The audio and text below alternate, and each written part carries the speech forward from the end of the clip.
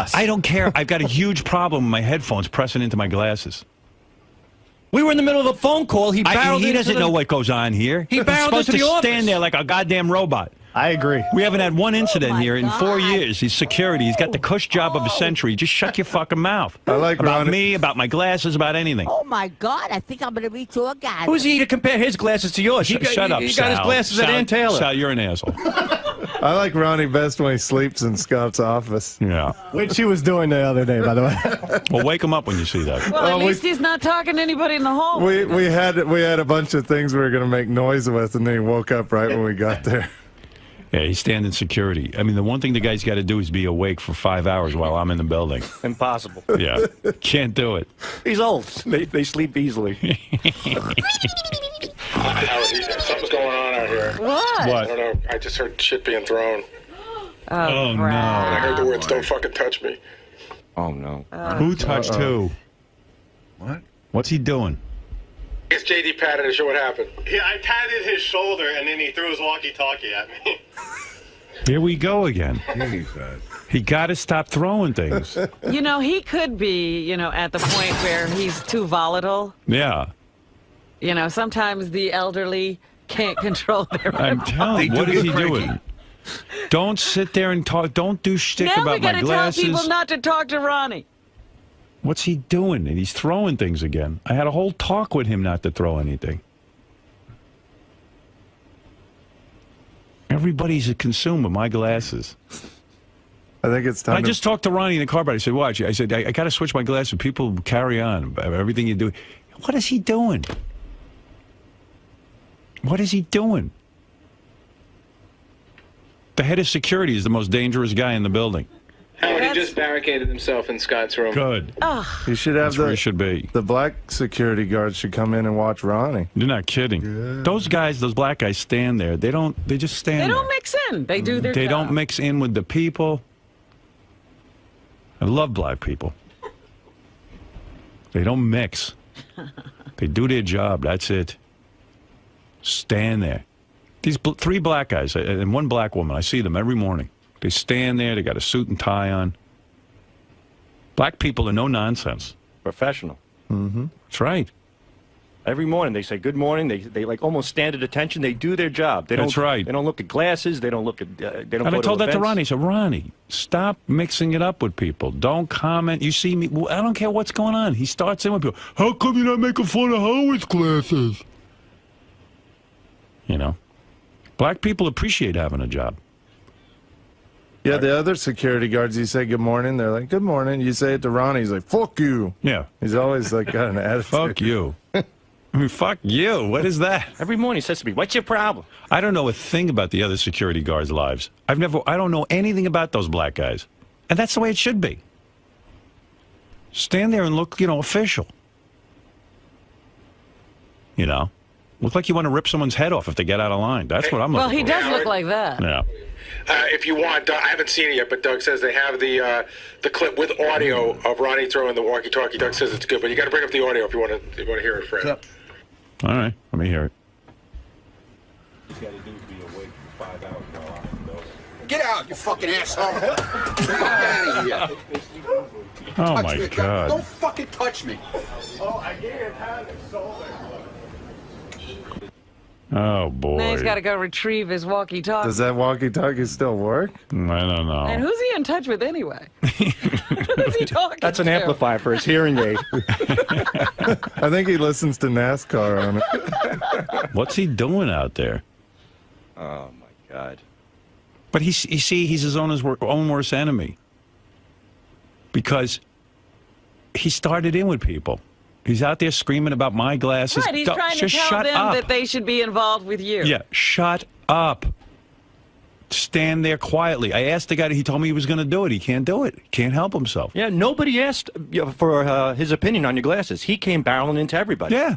Don't worry about me, about what people say about me or say about you. Just stand there. Stand there. Well, it's so easy, his job, if he just stands there. He won't do it. He's a yenta. He loves it. He became a whole personality with appearances and don't ask. My worst nightmare has happened. I got a celebrity limo driver. A celebrity security. Yeah. He's like Steve from Yeah. the Jerry Exactly. Springer show. He'll spin off his own show. He's got his own show now. Welcome to Celebrity Limo Driver. He's out there, don't touch me, throwing things. I mean, am I asking too much? I'm asking that guys don't pee in the same stall with each other and do crisscross. Right. And I'm asking Ronnie to stand there and do his job. Everyone thinks I'm playing around here because I have fun at work. They think they're supposed to be having fun. This is fun. But you're still not doing the things they're doing. You're entertaining people. Right. They're playing with each other. I know. It's enough. I don't know. I mean, what am I supposed to do? Everyone becomes a whole personality, and all their personalities are vomitous. You know what I mean? Like, their personalities are horrible. One personality worse than another. Yeah, I mean, these are personalities that should be suppressed.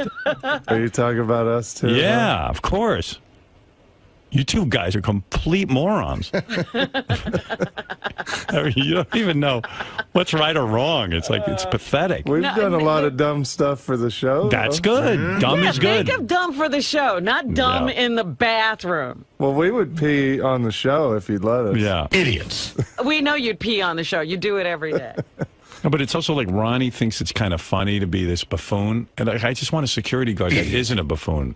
It's like, I have a very serious agent. I don't want my agent to be like peeing with other guys and throwing walkie-talkies. You know what I mean? And then say, well, you do it. Yeah, you guys are supposed to be professionals, you know?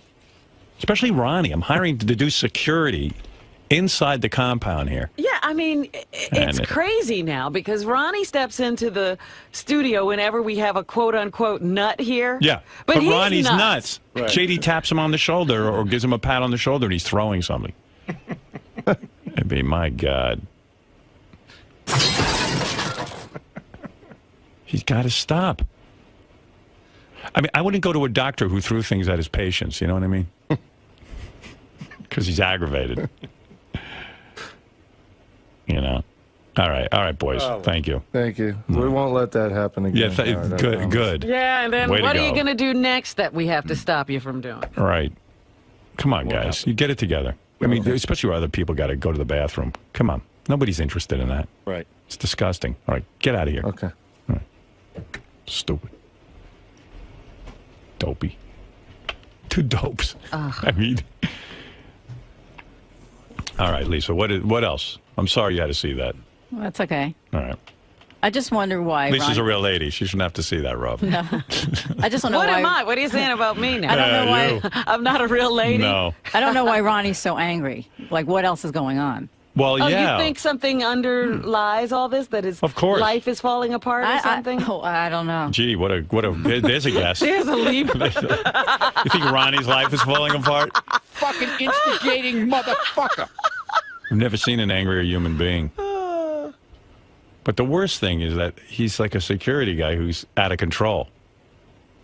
You know? Scores, man, is about having fun, motherfuckers. And this wasn't always, see, this is a recent thing. Ronnie used to have some control.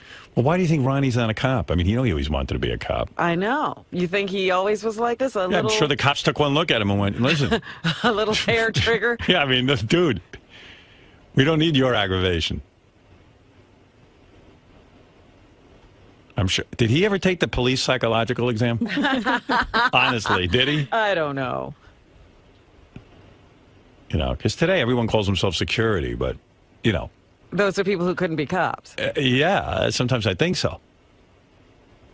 The psychology part was really tough. They ask you shit that just pisses you the fuck off. They ask you a bunch of fucked up questions. Like, what do you think of your mother? Fuck Piece you. of shit. I couldn't answer it the right way. I tried to contain myself. I couldn't. How do you fail the police psychological? You got to be one fucking crazy bastard. Wouldn't you love to meet the guys who failed the police psychological exam? Actually, no. I'd be a little afraid.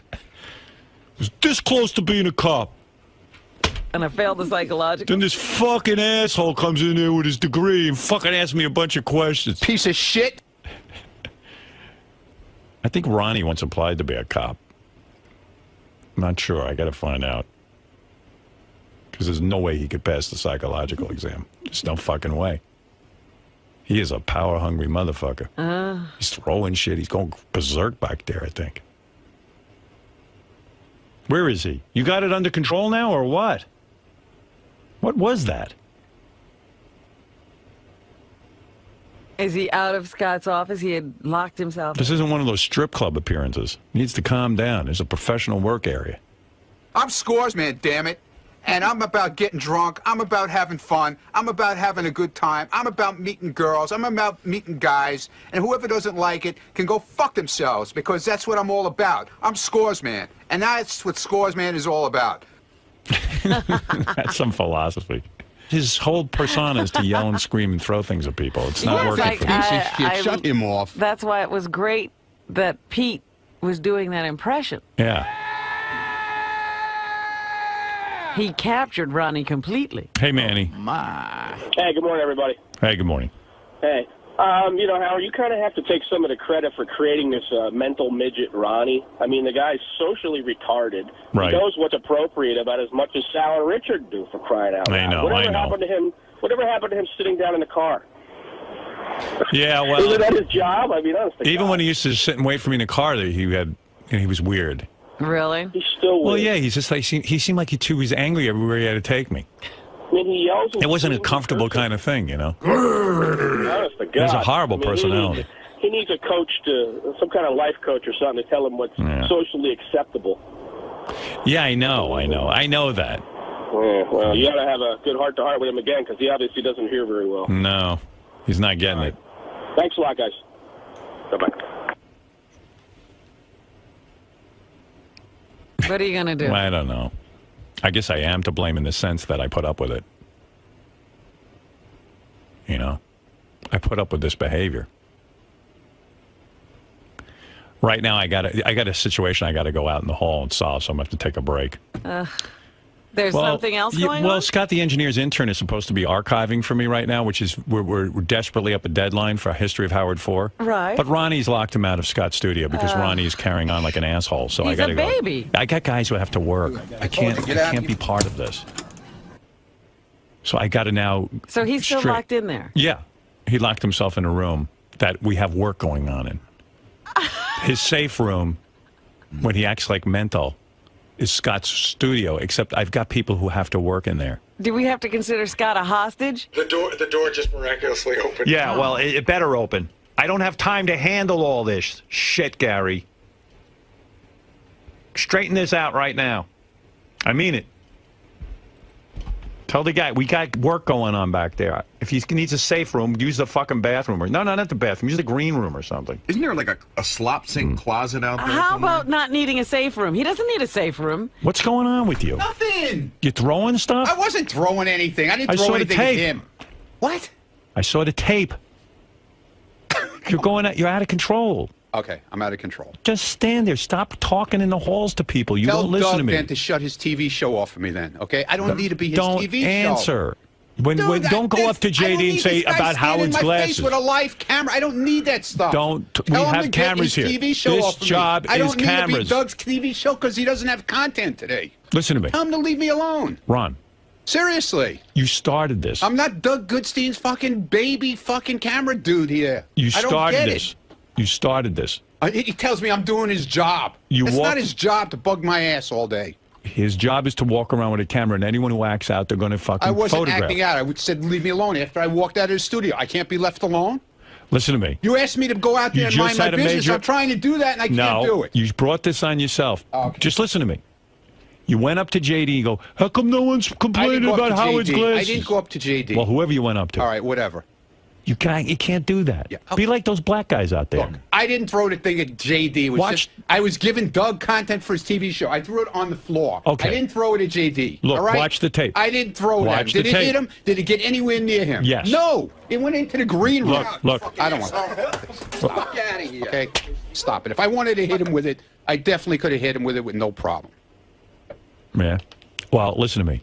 Don't throw anything at people. I've told you this. Dude, I threw it at the floor. Don't throw anything. Okay, Zero throwing. I had and to give secondly, Doug content for his TV show. No, that's you don't. What it's all That's about. not your job. I don't ask you to That's make what Doug content. is all about. Don't you know that? You don't work for Doug. You work for me. Well, Doug thinks I work for him. No. Because he thinks I'm one of his puppets. No. You I'm feel not one of Doug's puppets. you want to entertain, so you Okay. get on TV. Okay, I don't need a security limo driver who's on TV. Well, how about we do this then? Go ahead. Let's do this. Go ahead. How about I stay outside there where the guy who supposedly is very quiet and does nothing? Yes. Okay. Go ahead. I'll stay out there and he could stay in here. How's that? Is that better? I don't know. Would that work out? No. How Would about that you work out better? Then you stay in your car and bring him in here because I need someone I know in here. Okay, fine. Someone I know. But you got to behave. Look. You got to behave.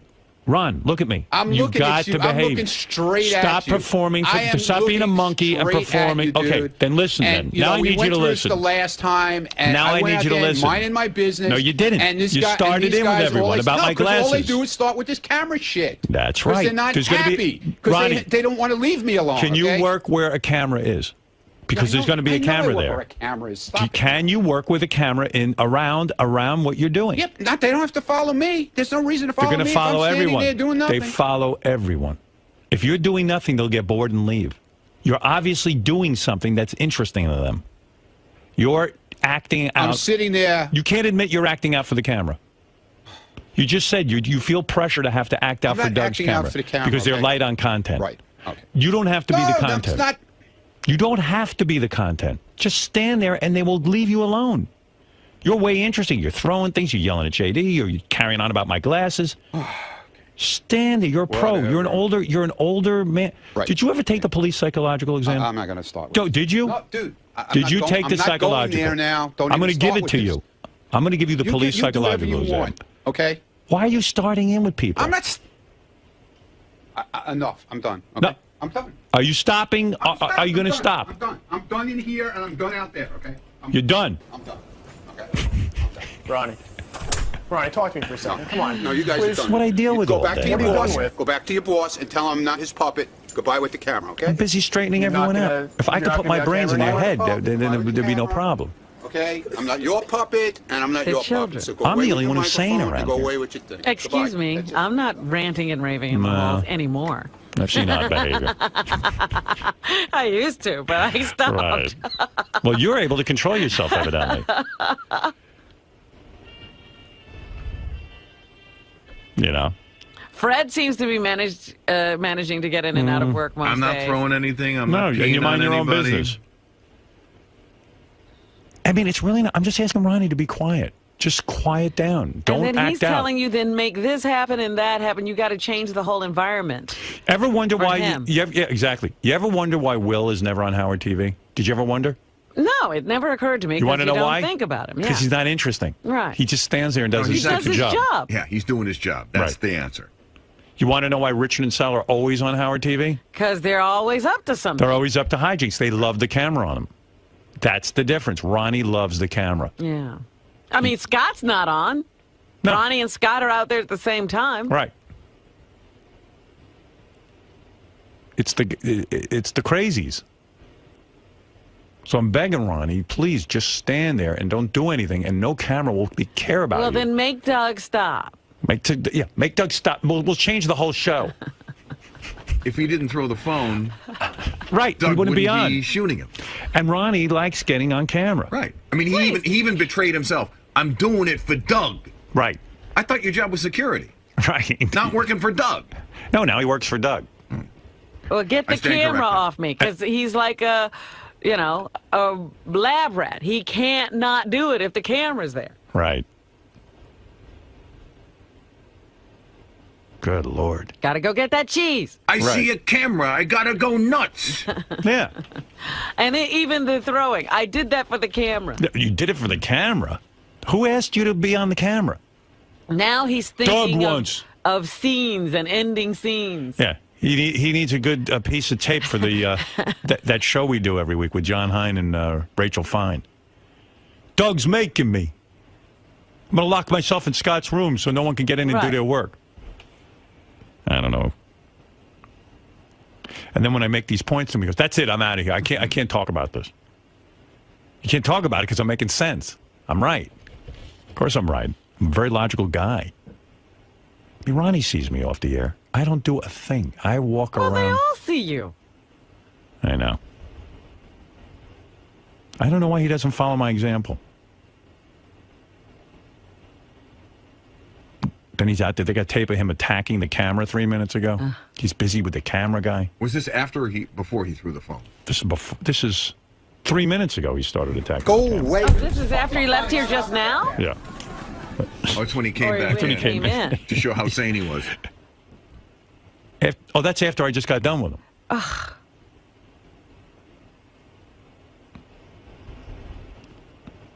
Ay. I'll straighten it out, I hope, but I don't know if I can. Good luck. Well, Why do I have to be the boss? Isn't this Tim's job to straighten everyone out? How many times are you going to straighten it out? All right. I'm taking myself out of it. Tim's the boss of everyone now. I don't know. Everyone thinks I'm the boss. Tim is the boss. Because obviously they don't listen to you. No. Tim. Why am I in charge of Ronnie? Tim is coming back, I think, Howard. But he was, I heard him out in the hallway. He's like, Ronnie, you're out of control. This is the greatest show on earth. Tim said that? He did. When Ronnie walked in and hit the camera, he said, hey, you're out of control. All right. I'm no longer in charge of Ronnie. Please, give me a break. Yeah. Nobody wants to be in charge of Ronnie. You're in charge of Ronnie from now on. Handled. Thank you.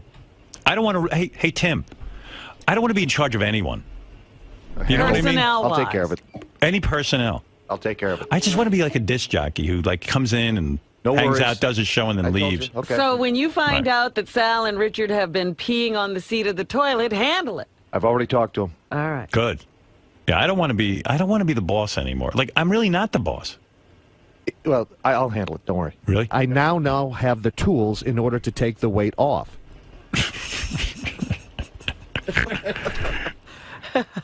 Poor Tim. Now I feel good. I'm no longer in charge. Now I'm just like one of the guys. And in addition to all of his other duties. I'm really not in charge. That's what people don't understand. People don't get that I'm not in charge.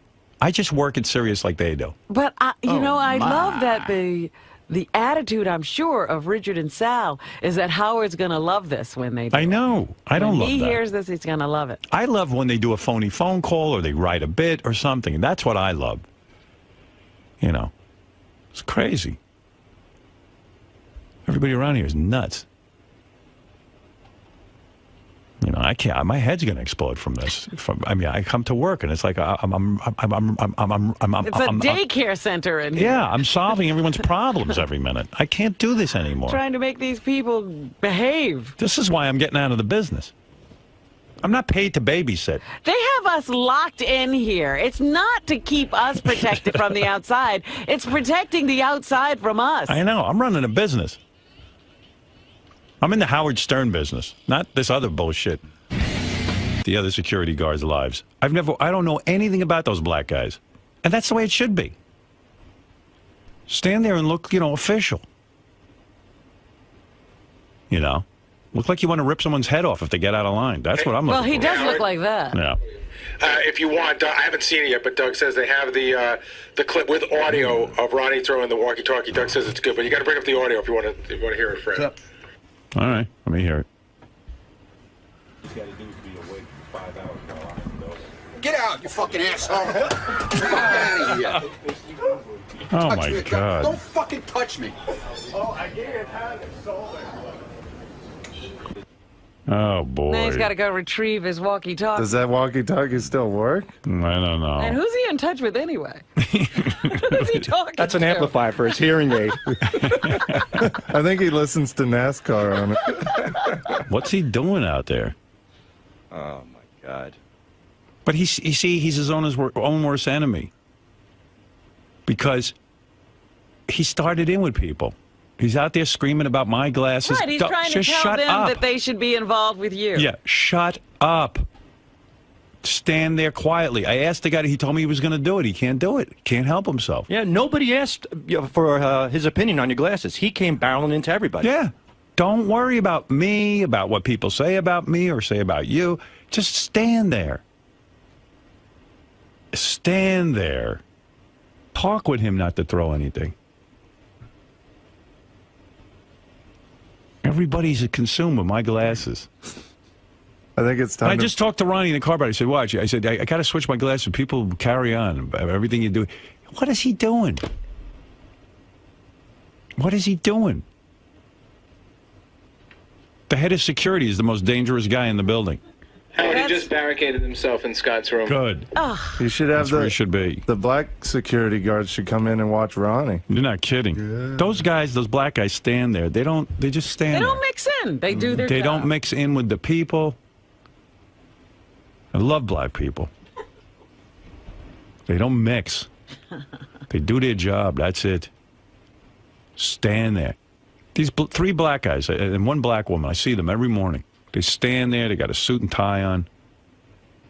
Black people are no nonsense. Professional. Mm-hmm. That's right. Every morning they say good morning. They like almost stand at attention. They do their job. That's right. They don't look at glasses. They don't look at. They don't. And go I told to that to events. Ronnie. I said, Ronnie, stop mixing it up with people. Don't comment. You see me. Well, I don't care what's going on. He starts in with people. How come you're not making fun of Howard's glasses? You know, black people appreciate having a job. Yeah, the other security guards, you say good morning, they're like, good morning. You say it to Ronnie, he's like, fuck you. Yeah. He's always like got an attitude. Fuck you. I mean, fuck you. What is that? Every morning he says to me, what's your problem? I don't know a thing about... Well, it's so easy, his job. If he just stands there, he won't do it. He's a yenta. He loves it. He became a whole personality with appearances and don't ask. My worst nightmare has happened. I got a celebrity limo driver. Celebrity security. Yeah. He's like Steve from the Jerry exactly. Springer show. He'll spin off his own show. He's got his own show now. Welcome to Celebrity Limo Driver. He's out there, don't touch me, throwing things. I mean, am I asking too much? I'm asking that guys don't pee in the same stall with each other and do crisscross. Right. And I'm asking Ronnie to stand there and do his job. Everyone thinks I'm playing around here because I have fun at work. They think they're supposed to be having fun. This is fun. But you're still not doing the things they're doing. You're entertaining people. Right. They're playing with each other. I know. It's enough. I don't know. I mean, what am I supposed to do? Everyone becomes a whole personality, and all their personalities are vomitous. You know what I mean? Like, their personalities are horrible. One personality worse than another. Yeah, I mean, these are personalities that should be suppressed. Are you talking about us, too? Yeah, of course. You two guys are complete morons. For us. I don't care. I've got a huge problem with my headphones pressing into my glasses. We were in the middle of a phone call. He doesn't know what goes on here. He barreled supposed into the to office. stand there like a goddamn robot. I agree. We haven't had one incident here in 4 God. years. He's security. He's got the cush job of a century. Just shut your fucking mouth. I like about Ronnie. me, about my glasses, about anything. Oh my God! I think I'm gonna reach your guy. Who's he to compare his glasses to yours? Shut up, He Sal. got his glasses at Ann Taylor. Sal, you're an asshole. I like Ronnie best when he sleeps in Scott's office. Yeah. Which he was doing the other day, by the way. Well, wake him up when you see that. Well, at least he's not talking to anybody in the hall. We had a bunch of things we were going to make noise with, and then he woke up right when we got there. Yeah, he's standing security. I mean, the one thing the guy's got to do is be awake for 5 hours while I'm in the building. Impossible. Yeah, can't do it. He's old. They sleep easily. Something's going on out here. What? I don't know. I just heard shit being thrown. Oh, no. And I heard the words, don't fucking touch me. Oh, no. Who touched who? What? What's he doing? I guess JD patted his show. What happened? Yeah, I patted his shoulder, and then he threw his walkie-talkie at me. Here we go again. Jesus. He got to stop throwing things. You know, he could be, at the point where he's too volatile. Yeah. Sometimes the elderly can't control their I'm telling you, what is he doing? Don't sit there and talk. Don't do shtick Now about we my got to tell glasses. people not to talk to Ronnie. What's he doing? And he's throwing things again. I had a whole... I mean, you don't even know what's right or wrong. It's like, it's pathetic. We've done a lot of dumb stuff for the show. That's good. Dumb is good. Think of dumb for the show, not dumb in the bathroom. Well, we would pee on the show if you'd let us. Yeah. Idiots. We know you'd pee on the show. You do it every day. No, but it's also like Ronnie thinks it's kind of funny to be this buffoon. And I just want a security guard that isn't a buffoon. It's like, I have a very serious agent. I don't want my agent to be like peeing with other guys and throwing walkie-talkies. You know what I mean? And then say, well, you do it. Yeah, you guys are supposed to be professionals, you know? Especially Ronnie. I'm hiring to do security inside the compound here. Yeah, I mean, it's crazy now because Ronnie steps into the studio whenever we have a quote-unquote nut here. Yeah, but he's Ronnie's nuts. Right. JD taps him on the shoulder or gives him a pat on the shoulder and he's throwing something. It'd be, my God. He's got to stop. I mean, I wouldn't go to a doctor who threw things at his patients, you know what I mean? Because he's aggravated. You know? All right, boys. Thank you. Thank you. We won't let that happen again. Yeah, good. Yeah, and then Way what to are you go. going to do next that we have to stop you from doing? All right. Come on, guys. You get it together. I mean, especially where other people got to go to the bathroom. Come on. Nobody's interested in that. Right. It's disgusting. All right, get out of here. Okay. All right. Stupid. Dopey. Too dark. Making you more compelling. You're going crazy. I lost my mind. I want you to listen to the playback. I lost my mind. I got a new car. You had no idea what the car was. You had no clue what it was. I had from 3 different sources that it was a stop with pace your car. sources So I went bullshit. on the air with it, and then you confirmed it. So what's the issue? What's the issue here? There's no issue. The issue was I there is no confirmed it issue. myself later on. You had no story when you brought it up. You had no story, John. Ronnie, you're almost like I can't get through to you. It's like you don't have a normal brain. I have a normal brain. Listen to me. When you report, I confirmed the story with 3 sources, and then with you yesterday by blowing me off, you confirmed it. No, I didn't. You said. I said nothing. What did you say? I said to you, I don't know what you're talking about. And then when I kept questioning you, you finally said, yes. What did I say? I have a car. We're playing the said clip a car. today on the news. I didn't say what it was. It corroborated what I had from I could 3 have had a other car for sources. 20 years already. So I went on the air with it because I was confident in the story. I had it from No, enough you weren't people. confident because you didn't know what the car was. You had Doesn't no clue matter. what the car. I knew it was a pace car, Oh, my and I knew you had it at home. Dude, you didn't Why know do what I it need to looked know like. the year? You're coming in with having them bring in different pictures, different colors. You're telling me the car's orange. You're telling me the car's pink. You had no clue. The structure of You the had story no was true, clue. and I stand behind it. Well, good. You stand behind it. I think it was bullshit. You don't. How is it? So it's not true. It's true now. Thank you. I Thank said you. It was That's true. it. I Thank said it you. was true afterwards. When Howard asked me, I said it was true. Not to you. Do you hear this argument? What are you doing, Ron? I don't know. And I was going to say to him yesterday, you got to calm down. You get upset about everything lately. And then he starts attacking me. He says, Howard likes his electronic devices. Yeah, I do. And if they ask me if I got a new one, I'll tell them. I don't listen. If John There's a difference Lieberman, between walking around and you got a new phone, right? And if John finds out, I'll tell him. And there's a difference between driving around in a car that stands out a lot, and I don't need people knowing it's me. That's all. I don't need people bothering me. You got a car that people will look at, and now you don't want them to know it's you? To see it. Yeah, they'll see it, but they don't have to know it's me. They don't have to know it's Ron, me. why buy a car that draws that much attention? Oh, here he is. I don't want to there's deal John with him. Lieberman. I don't want to have to deal with him now. You don't? Why don't you hear? Let's I get can't this- stand him. Why? I can't stand the man. But Ronnie, he's part of the show. He's doing his job. He's a shit reporter. Is this on right? Yeah. You don't even know how to put a microphone on.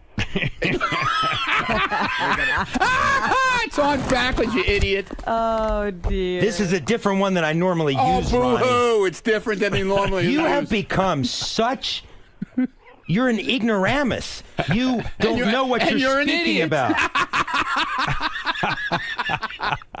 You came up to me in the hall about 5 minutes ago. You say, I know who your sauce is. I know who your sauce is. It's a source. Yeah. I said source. You didn't No, you ask say Richie sauce. Wilson. Oh, ask Richie Wilson. What is the story with this car? Play what I did to him yesterday, how I made him blow up. What do you Play mean? that. What is that? This is it, no? When I said he was a shit reporter, how he went ballistic. Well, here, I mean, I'm in the middle of the Ronnie argument. So That's what's what I'm the bringing issue? out. You're That's what confirming my story. No, dude. You had no story when you went in there. If it's not a story, that would mean you don't have a pace car and you're not driving it around town. You put the thought in his head that I have some kind of a car. I don't know. I don't know which part you're talking It's about. right towards the end. I think that's all I have. They give me clips. Oh, he went crazy. I did not go crazy. What I was saying to you, Ronnie, they were falling out of his head, dude. I was making. Listen, let me explain this to Ronnie. The reason we hired him, I don't care, is because I don't care where you hired him. Yeah, but you're working. I don't here. like him. Yeah, you don't. You don't have like to you. like me. I don't like don't you. have to like me, but you can politely say no comment. But you see, when your reaction is so out of bounds, that's all I have to say. Sure, you can say no comment on any story you come to me with. You know now what? on. I just don't. I don't like you. So if it's about Ronnie's block party, send Lisa. promoting, Send Lisa to me. I love Fine, Lisa. I will send Lisa. Fine, no more block party stories. Okay. And you know what is out of bounds? I've never What? attacked you in terms of your security I job. was just fucking with you I like have everybody never- fucks with me. I have never Hey, personally attacked sorry, you. You're and work then on the May I Stern Show. please You finish? work on the Stern Show. Take your fucking medicine like I do. Are you kidding me, Mr. Hypocrite? Take your medicine. I take it all the Ronnie time. doesn't know what hypocrite means. You explain it. No, I don't. All right, go ahead. Sorry. No, I'm stupid. But I'm fucking stupid. You attacking my reporting is ridiculous, and I'll give you an example. Don't look there how are a number defensive you because are. You sound like me now. When I go up Go to ahead.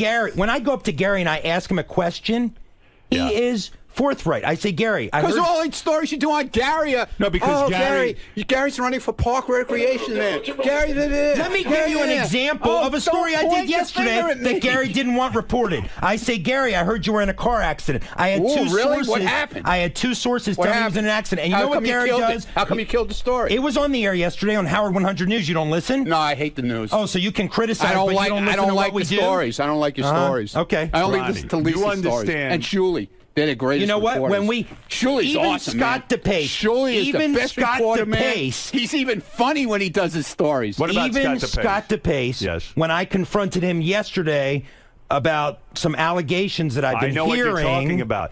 This TV camera was supposed to be covering him. He was having a meltdown about something, and he had the cameras turned off. He's instructed people not to shoot his picture.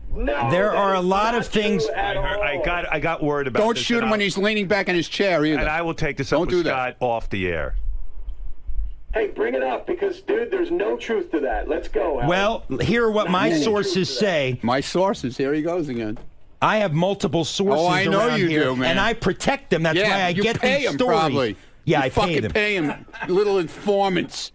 Little Yeah, because I'm not spending my little money on pace jackasses cars. that you fucking run around chasing after. Howard, what'd you here's find what's out going today? on. You little fucking spies. But can I say something to Ronnie? If you don't want to be noticed in your car, don't buy a pace car with writing all It's over a collector's car, okay? Yeah, but if you don't Leave want me to be alone. noticed, why? I don't bother you with what you do. Why do you There are have a lot to of other bother me cars with you what I can do? collect. Why does that bother you so No, I'm much? saying the logic there that you don't want to be There's on the guys news. with 50 cars in their garage that collect cars. No, I have one. I have no It's problem. a crime. I But know. you I'm see, you don't want sorry. to ask John asking about your car because you don't want to be noticed. That's a car that you get noticed in. I'm sorry. I mean, you're going to be noticed in Dude, that if car. they don't see me and they don't know it's How are they me, not going to see you? There's glass in the fucking car. They can look in and the see glass you. is tinted, okay? Just like when you get in a car. It's not the glass, that tinted. Oh, They it can is. see through the No, front. Is it legal? Oh, Jesus, here we go. What is that, Scott? It's a convertible. Oh, Gary.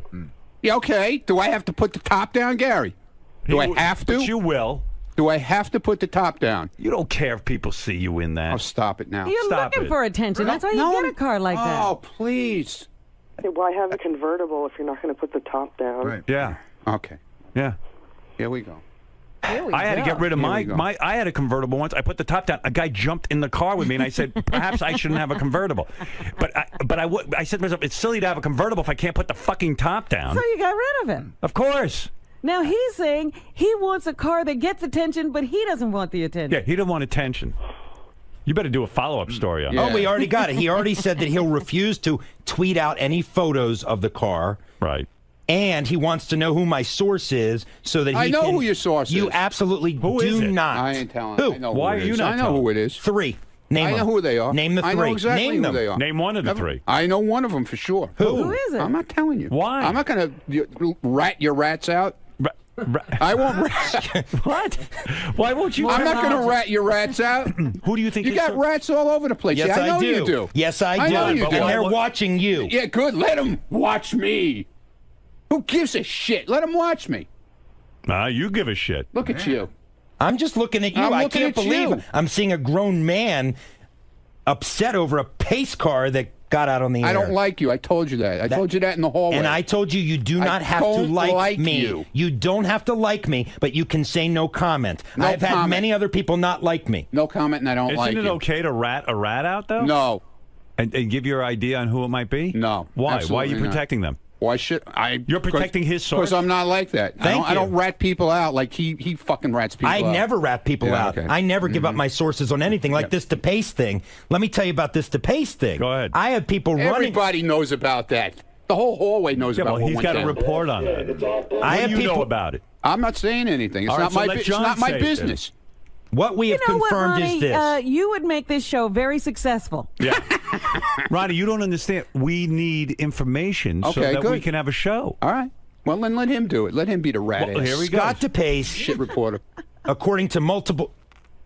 According to multiple sources. Sorry, I heard the Stinks. shit reporter comment. Stinks. You're a terrific reporter. Don't listen to him. Stinks. Could I please get this Yeah, go story ahead. out before I really have to take action? Oh, ooh. Is that a threat or a promise? No, I'm talking to Howard. Go ahead. Excuse me. Be my Go guest. ahead.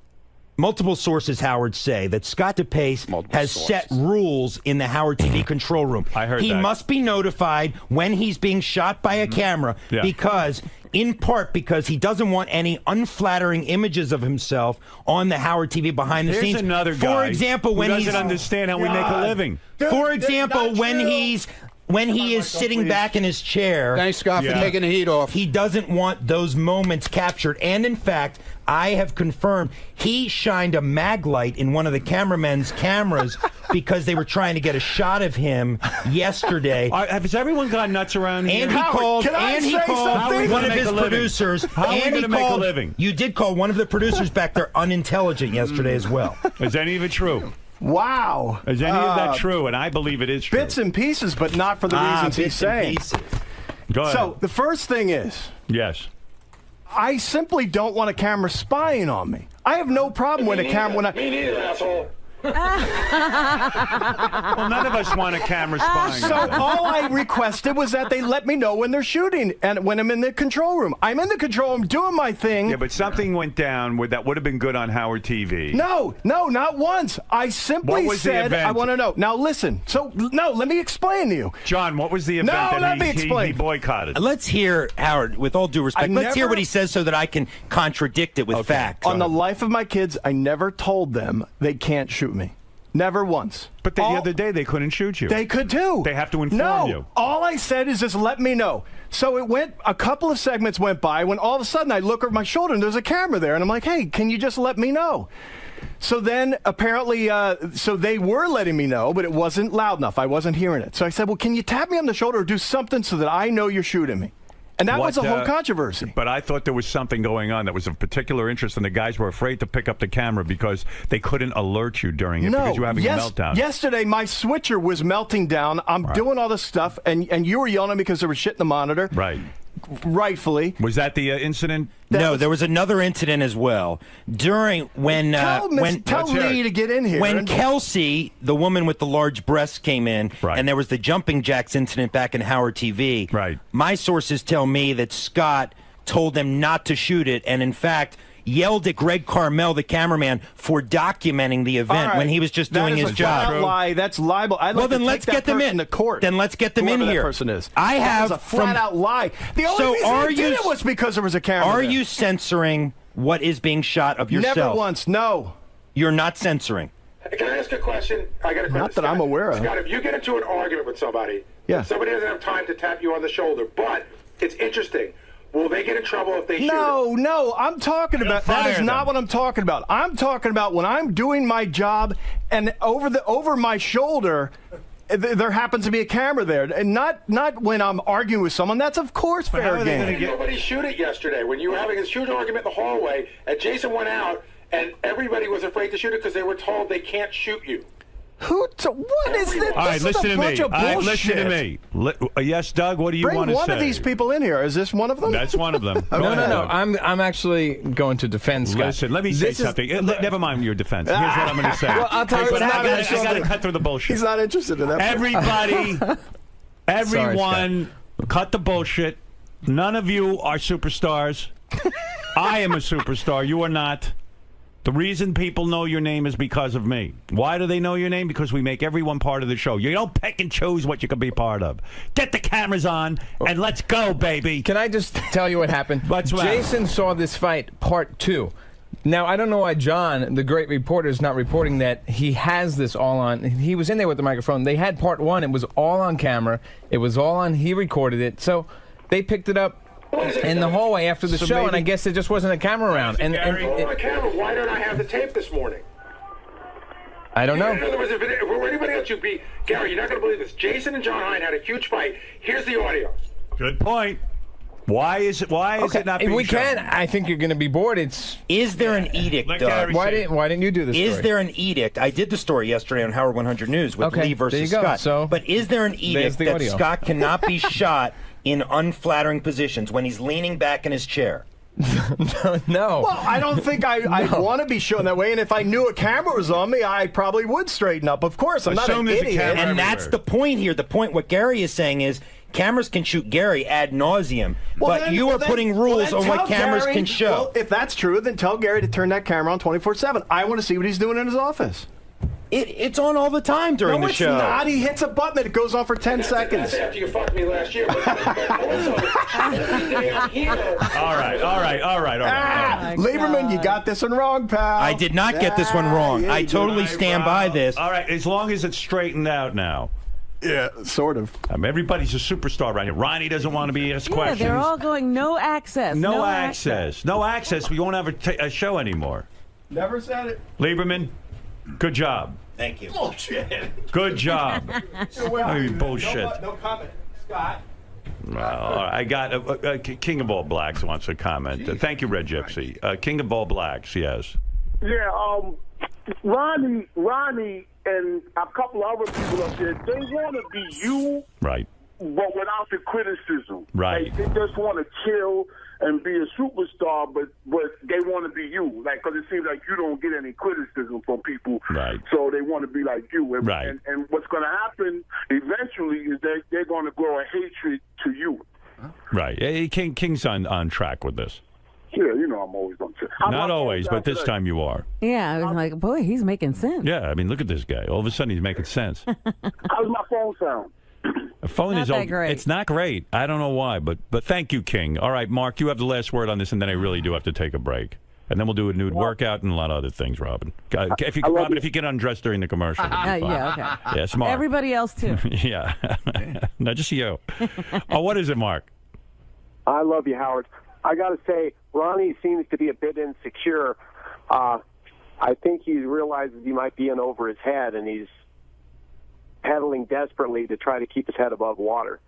That might be why he's so offensive every time he thinks someone's attacking him. Yeah, he goes on the offense. You're right. I mean, guy says to me, "Did you get a new car?" He's like, "Oh, get a new car. Fuck you, you asshole." Yeah, I mean, but the you cursing. could brag about that, wouldn't you? I mean, shouldn't that give him bragging rights? Sure, why not? Listen, Ronnie says Howard has his things. He likes new electronics. If Lieber says you get a new phone, yeah, I got a new phone. Hey, Howard? And he talks about it. I can almost understand why DePace would be kind of ticked off. He just doesn't, he doesn't want unflattering pictures of himself taken. I don't think that's right that he makes that edict, but that's his edict. Yeah, he certainly takes unflattering pictures of us. I don't understand the Ronnie thing even for a second. Yeah, no. I mean, Ronnie wants to be a judge on the intern beauty pageant. Ronnie wants to come in here and help out with Kelsey and the bathing suits. But the other part of that is also allowing yourself to be exposed in other ways. Absolutely. I don't get it. Well, the best is I bought a car that everyone will look at, and I don't want them looking at me. Yeah, he doesn't want attention. So either he's crazy or he's retarded. He's got to calm down a little. And you know what it is. He's getting very big with his Ronnie Block party. I think he needs some psychotherapy. That's the problem. You got the Ronnie Block party. Right, Fred. What? I'm crazy. I told you that. I'm just really trying to understand this, Ronnie. I don't understand like the venom towards Lieberman. I mean, Lieberman's just doing Fuck his Lieberman. job. Why? He's a shyster reporter. I don't like him. He's a what? Shyster. A shyster. A shyster's I don't a like lawyer. You know what a shyster is? Yeah, I know what a shyster. What is a shyster? Never mind. All right, that's right. I don't know. Whatever. Listen. But you're funny too. Calm down. No, I don't. What am I doing? I'm not Look at doing me. anything. That's right. You do nothing. I'm not. So be happy. Yeah, you got to I do. Yeah, here we go. Well, I Here just we agreed go. with you. Here we go. I agreed do with you. nothing. You do. You said I don't do anything. I go. I agree. All right. You're right. I do nothing. Wait, I agree with you. I do nothing. You're right. Why do you have me? If I do nothing, you're right. If I agree with you, I'm part of the wallpaper. No, you're right. I'm fucking crazy. I told you that.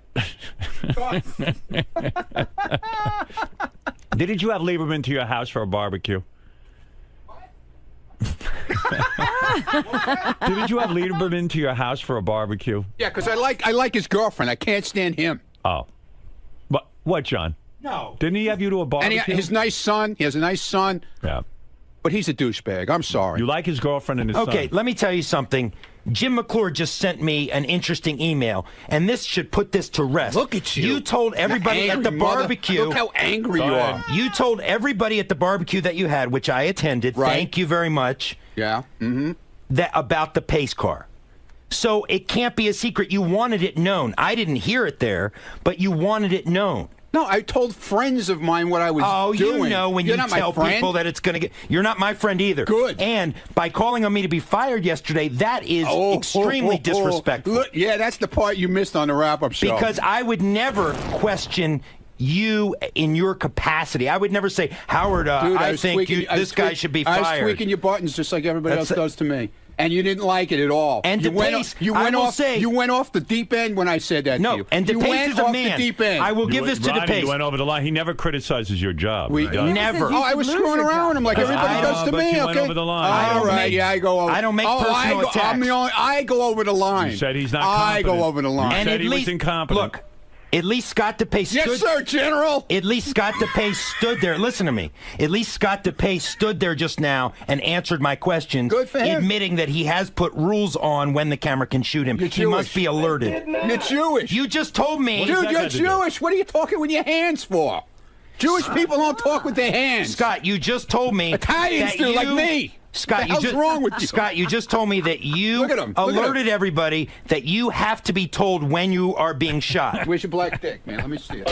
Yes, that's true. Thank you. Howard, Howard, did you hear yes, that? I listen, you don't have to justify this to me. You're so upset. I am not upset at all, but I don't like... I do not like when my professionalism and my profession is questioned. I know how to be a reporter, and I'm not here to explain to you. I am not here to explain to you the fundamentals of journalism. Going up. All right, you're going to blow an eye vessel like me, man. Look out. But now you pissed off John. Wow. I'm done. Did he just throw down the mic? Yeah. It's getting crazy. Everybody around here is nuts. Mark, go ahead because I got to take a break. Well, I feel for you, Ronnie. It really sucks when it feels like people are teaming up on you. Well, but, hey, you got people out there that are supporting you. I'm not sure where they are, but they're out there, okay? Teaming up on him. They asked him if he got a new car. Yeah, I don't know quite what to say about it. Maybe he's self-hating and projecting it on others. I can't quite. I mean, what kind of question is that to blow up over? Don't you want to know about Ronnie's new car? Yeah, but he certainly doesn't want me to. That's why. But he's driving around in a pace car. I mean, he's not in the Indy 500. That's like waving a flag. I mean, that's like me going out in my fart man costume saying, "Please don't comment on what I'm wearing." It's like skywriting and saying, "Please don't read the note." Right. I mean, what is that? It's like a woman walking out with Band-Aids on her nipples I'm and going saying, to walk "Don't out of stare my at house. tits." I'm going to walk out of my house naked and then say, "Please don't comment on it." I mean, what is that? Yeah, Matt, go ahead. Yeah, if Ronnie can't handle jokes about his pace car, how's he going to handle all the jokes after Richard blows him? Because even if Ronnie takes a joke, he's going to get jokes about it for the rest of his life. All right, thank you, Matt. You had the last word on that. I'm telling you, we're getting into a weird area with those two in a funny way. So it's out there. So Ronnie's doing this weird move. Ronnie's just leaning against the wall, and Ronnie's at the far wall, and Lieberman's over here by the green room, and they're just yelling at each other. And Ronnie's like the guy in the movie, like the gangster, like flipping the coin. He goes, "You're a shit reporter." And I don't know why, but Lieberman goes, "Fuck you! I'm not a shit reporter." I'm telling you, it's getting weird. Oh my God. Do they know that? It's completely repetitive, by the way. Like you could go out there an hour, and the conversation will have not changed at all. Start it up again. It's like that Star Trek. But Ronnie has figured. But here's the funny thing. Ronnie has figured out if he calls him a shit reporter, it gets under his skin. Right. But Ronnie can't. We talked about this on Rapid News. Ronnie doesn't understand how you rile him up to get under his skin. He doesn't. No, he doesn't like me. I go, but you don't really not like Lieberman. You're just fucking with him. He goes, I know. It's very interesting. John, why did you finally crack with this Ronnie nonsense? What pushed you over the edge today? Calling me a shit reporter. I only speak the truth.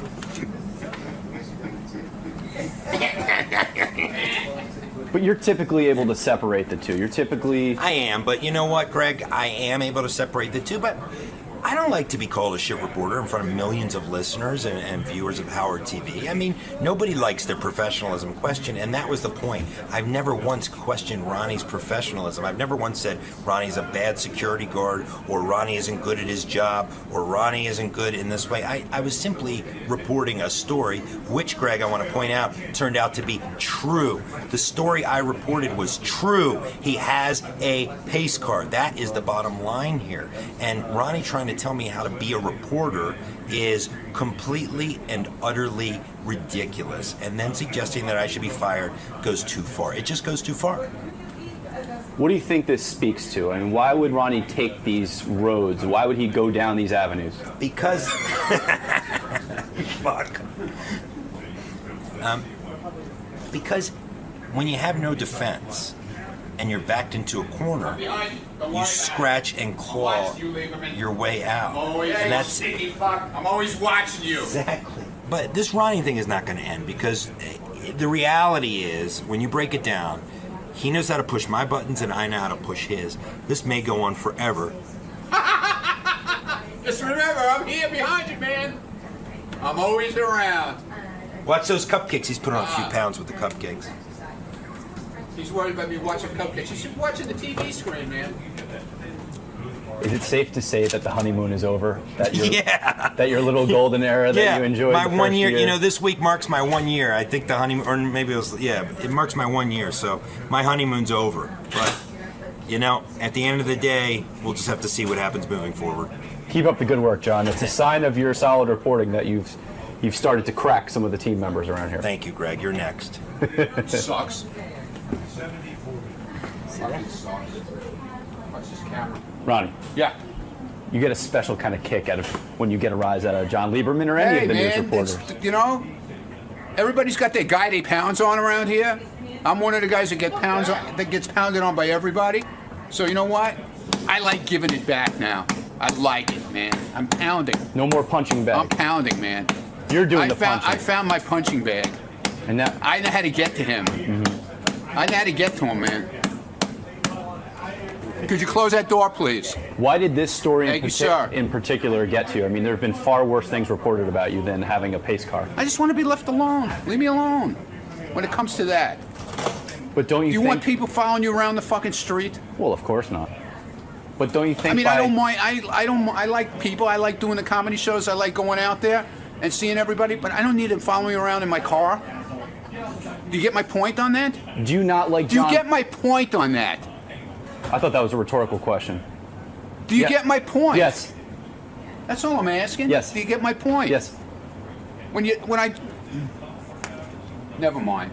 You're like the rest of them. But why did this story in particular really set you up? There have been far worse things. I just told you. What don't you understand about that? I guess I didn't get your point. What don't you understand about that? Yeah, I guess I didn't get it. I guess not. Have a lovely day, please. All right, Robin, let's hear from John Hine. John Hine, what's on the wrap-up show right now? Scott DePace denies that he must be notified when he's being shot on camera. Yeah. Oh, everyone's got rules all of a sudden, but we're going to clear all that up. Edict in these parts. Just keep the.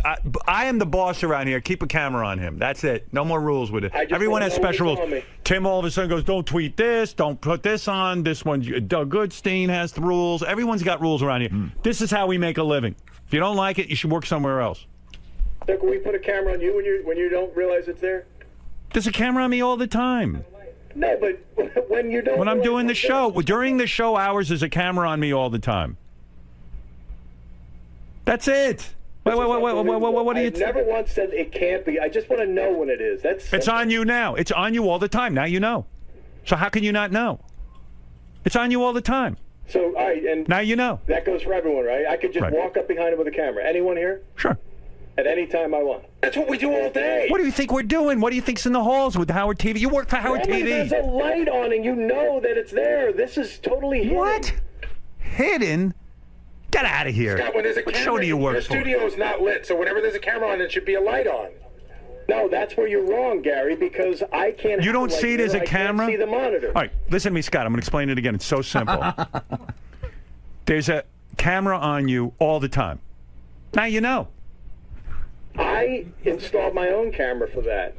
I don't want a camera sneaking up behind me. Hold on. Well, we work on the Howard Stern show. We have cameras on. You work for Howard TV. He's a director, not a. The direct. You ever watch the Academy Awards? They got a fucking camera on them. I'm the producer, and Lieberman's there. I'm the producer. Lieberman's the news guy. Lisa's a news person. Fred does everything, and we all participate in the show. And Scott, if you do that, that means everyone else does that, and then we don't have a show. And Howard TV doesn't have a channel, and you got to go find a new job. Why are you different? Put the camera on Gary full time then. I want the camera on full time. But we're not saying put it on you full time. We're saying when something interesting is happening, like in the hallway when two people fight, there's no light. You know what? He clearly doesn't understand how he's paid. No, both of you guys don't understand. I fully understand. I've never once said no. Scott, the camera is on you during the show. That's it. Here's what it really is about. At any time. I want to see. How do I know if Gary's doing something on interesting? all the time. Can Gary's be on all the time? Why is it about me? It's about you. We have a camera in the hallway. They run around with it all the time. Gary. Here's what this is about, Howard. I'm going to tell you right now. This is what it's about, which is the stupidest thing. Sometimes when it gets late in the show, Scott slouches in his chair. Right. You're like way down low, like almost like he looks like he's falling asleep. And he does not want to be shot like that. And he's told people, don't shoot me like that. Shoot him slouching in his chair. I want to know when he's slouching in his chair. That is not what and the camera is now on, and it will be turned off. And you have it wrong. The camera is now on. In fact, if you look behind you, there's a cameraman. Take a look behind you. There he is. There's a cameraman. His name is Jason. Oh, it's a big fat guy. Yeah. Give me your best. The camera's now on, and it's going to be turned off in 2015 when there's no Howard TV and there's no more Howard Stern show, and then everyone will go get a new job where there's no camera. Okay, I swear to God. Don't slouch in your chair. I'm sneaking up behind everyone with a camera. I'm going to find stuff. Good. I'm going to see. Go ahead. Doing stuff. Good. I can't wait to see it. Will, Howard TV fans will love it. Yeah, you're going to get a lot of tape. Thank you. Gee whiz, he doesn't know the camera's on? Scott, real quick. What's Howard not understanding about your... Oh my God, fucking everything. Everything he gets wrong. It's unbelievable at this point. He doesn't understand that, you know, this is a 5-hour show. And to have a camera sneak up behind you, I'm not into. And you know what I'll do? To punish him, I'm going to clam up. And they're going to get nothing out of me. How about that? Well, explain what you're doing. I mean, right here, you're having to pay attention to monitors. You're not able to know... What you're trying to say is you're not able to see. You're helping me out. You don't have the visual cue of a light coming up behind you because that light would impede you from doing your job. Right. Just like if my light or Rob's light impeded one of them from doing their job, they require us to turn it off. Yeah. Like if I did this to you, you couldn't shoot me. Could potentially ruin my lens. So, yeah, it's a sneaky thing. It's basically having a hidden camera on me all the time. So I don't understand why it's different with Gary. Why can't he have a camera on him all the time? And let me see if something is interesting or not. So, what do you? I don't get it.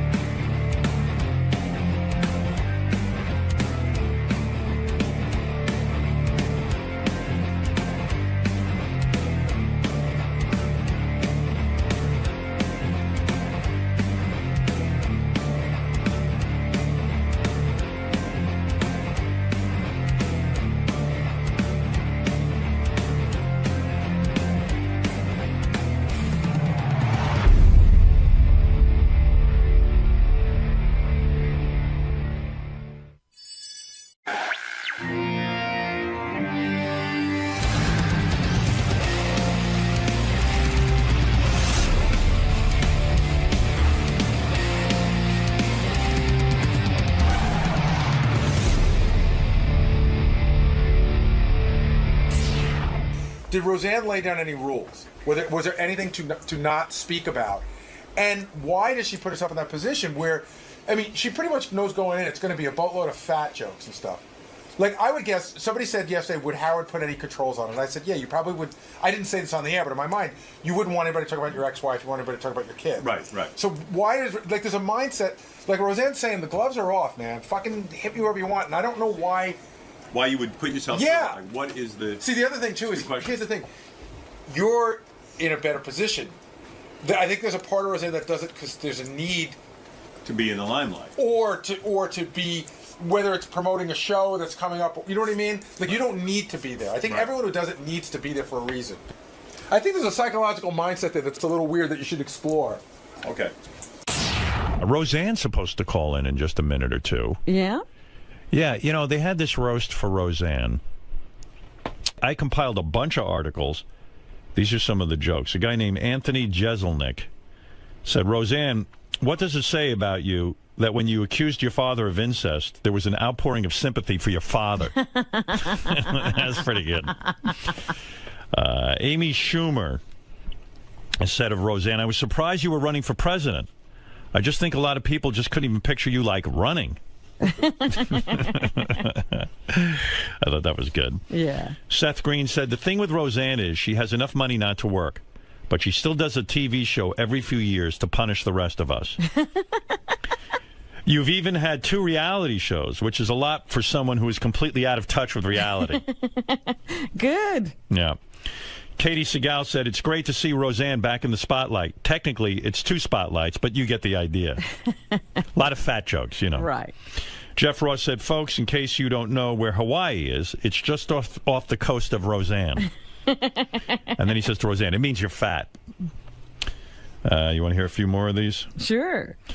All right, Wayne Brady said, Roseanne, it's been said that you stole Sam Kinnison's style. You're fat, loud, and you died in the 90s. That's good. But Roseanne, you had to overcome a lot to make it in Hollywood, and that's why I love you. Bad marriages, mental illness, plus you look like Roseanne. Oh. You're oversized, beat up, and you reek of marijuana. You're kind of like Willie Nelson's tour bus, except people still want to ride that. I think that's real strong. Carrie Fisher said, you're a follower of the Kabbalah. How embarrassing for you. Which is a form of Jewish mysticism. You know what else would be a form of Jewish mysticism? Hollywood giving you another show. Let's see what else. Gilbert Gottfried. Tonight it's our chance to end the reign of Rozilla. Forever. Evidently he kept referring to her as Rozilla. Rozilla. Everyone grab your torches and lead her to the pit. She'll think it's a barbecue. Rozilla. Oh, my goodness. Let's see. What did Tom Arnold say here? A lot of these we heard already. I had Rosie's face tattooed on my chest. Believe me, it's hard for a woman to have sex with you when Roseanne is staring at her. It's even harder to masturbate. Rosie, this is true. Had I loved Tom Arnold tattooed... Oh, I said, Rose... I don't know, this is weirdly written, but he had I love Tom Arnold tattooed... She had Tom Arnold... I don't know what this is. Rosie had I love Tom Arnold tattooed on her hip, which made me the 4th largest property owner in California. Oh. I knew there was a good joke in there somewhere. Rosie, there's no reason to be jealous of my wife, Ashley. She's tall and thin and wasn't even born when we were married. Plus, I've learned from your biggest mistake. I made her sign a prenup. I thought that was pretty good. To Roseanne's boyfriend, I want to say to you, man, no matter what, you've got to stick with this woman. She may not be the perfect wife, but trust me, she's the worst ex-wife on the planet. Literally. You do not want to be the guy on the couch with your date and hear how small your penis is on Saturday Night Live. And then The View, and then CNN, and then Al Jazeera. She holds a grudge.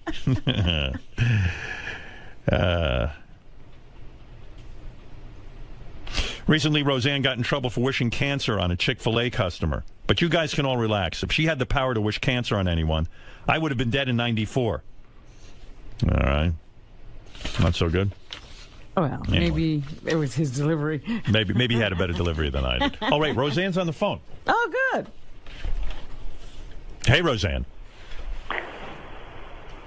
Roseanne? Yeah, hi, Howard. You okay, baby? Oh, God, it's early. I know. I'm so sorry. Where you're up are this you? early. Still out in Los Angeles? It's like 5:30. Hey, Can you swear on this show? Yes. Oh, fucking great. Yeah, you can say whatever you want here. There's complete freedom of speech. Roseanne, why would anyone, especially a woman in your position, why would you put yourself through a roast? Seriously, from a psychological point of view, I mean, it's endless fat jokes. Like, I was even thinking about it for myself. Like, if someone said to me they want to roast me, I don't think I'd want to put myself through it. Why? It's fun. Is it, though? I mean, well, it is. I mean, I'd say that over the whole, it took about 3 hours to film it, you know. Right. But, you know, when it was up and running, there's some damn good jokes, man.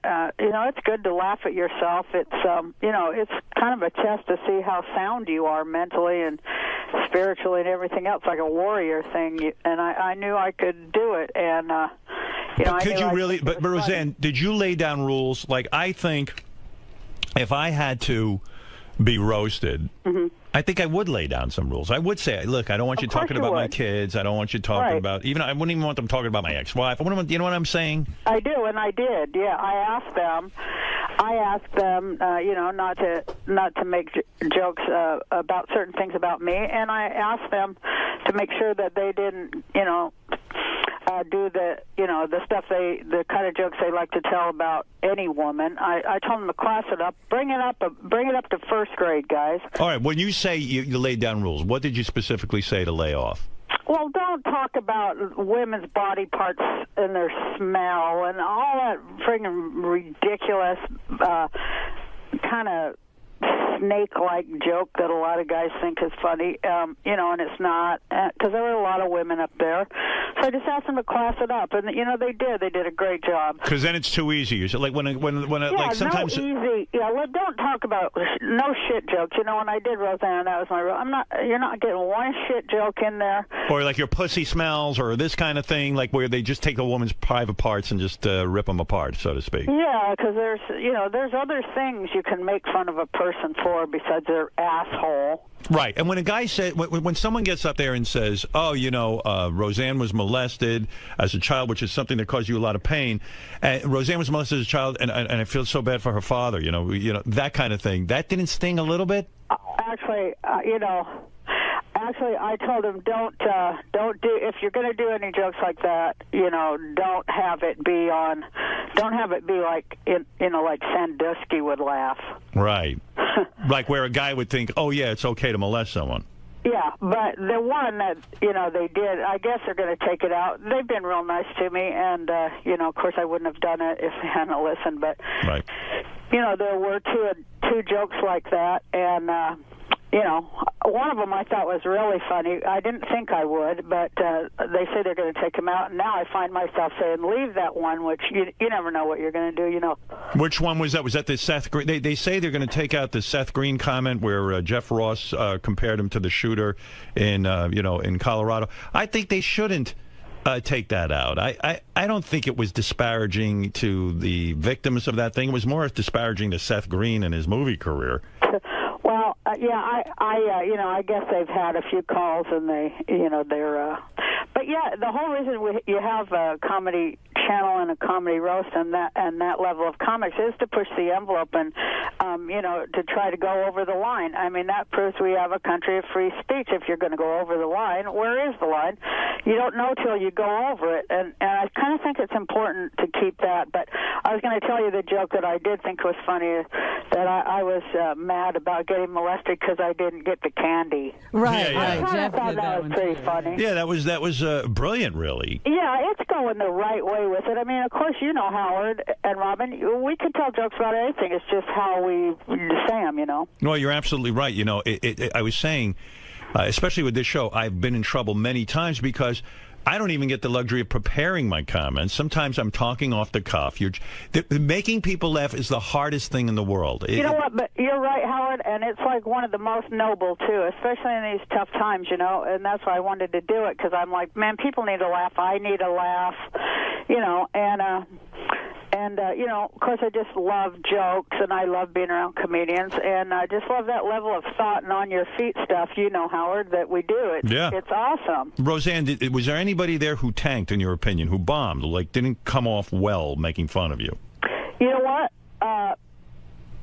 nobody tanked. Everybody was real funny. There was, I thought, of all the funny things that, I thought that the Wayne Brady, his joke was the one that most went over the line. And, the Sam Kinison, you're fat, you're loud, and you died in the 90s, that thing, you had to overcome a lot to make it in Hollywood. That's why I love you. Bad marriages, mental illness, plus you look like Roseanne.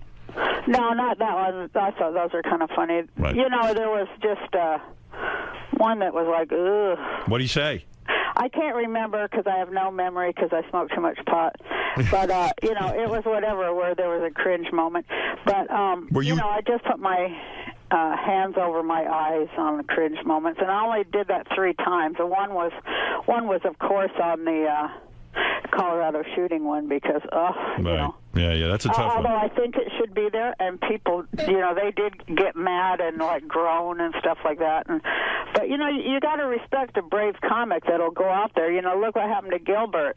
Right. We can't keep letting them take us down like that. We have freedom of speech here. Right. You're referring to Gilbert tweeted a tsunami joke after the Japanese tsunami, and he lost his job, he lost his gig and stuff. Yeah, it's a weird thing because people don't realize how hard it is to know that line. And I told this story yesterday to Jeff Ross. I said I was on Letterman right after the OJ thing went on, and before any comedian made a joke, I went on there and made an OJ reference, a joke, and Letterman really kind of blasted me for it. And then 3 days later, he was making OJ jokes. It was suddenly okay. And that always struck me as like, well, someone's got to test the waters, right? Yeah, and also I think psychically, the one that tells the first joke is the one that kind of bursts the toxic bubble that we're, once we laugh at it, right. We kind of heal it a little bit, I think, Yeah, it's a tough line. Did you recently apologize for some of your tweets?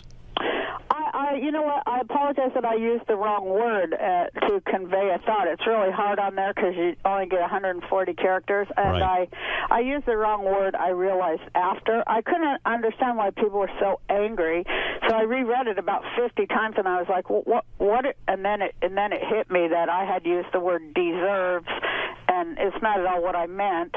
You're talking about Chick-fil-A, right? Yeah, I said anyone who eats hormone-infused, antibiotic-filled, factory farm chicken, deserves the cancer they're going to get. And, that was after like 50 or 100 million tweets going, you're un-American. I just got too pissed, and I spit out deserves, where I shouldn't have used the word deserves. What I was trying to say is, hey, if you eat shit, you're going to get sick. Right, and to me, now I will probably end up following you on Twitter because that sounds like you're saying something interesting, but as soon as you say something interesting along those lines, you get crap, and then it kind of beats the crap out of you to the point that you don't Twitter, and then you don't say anything interesting, right?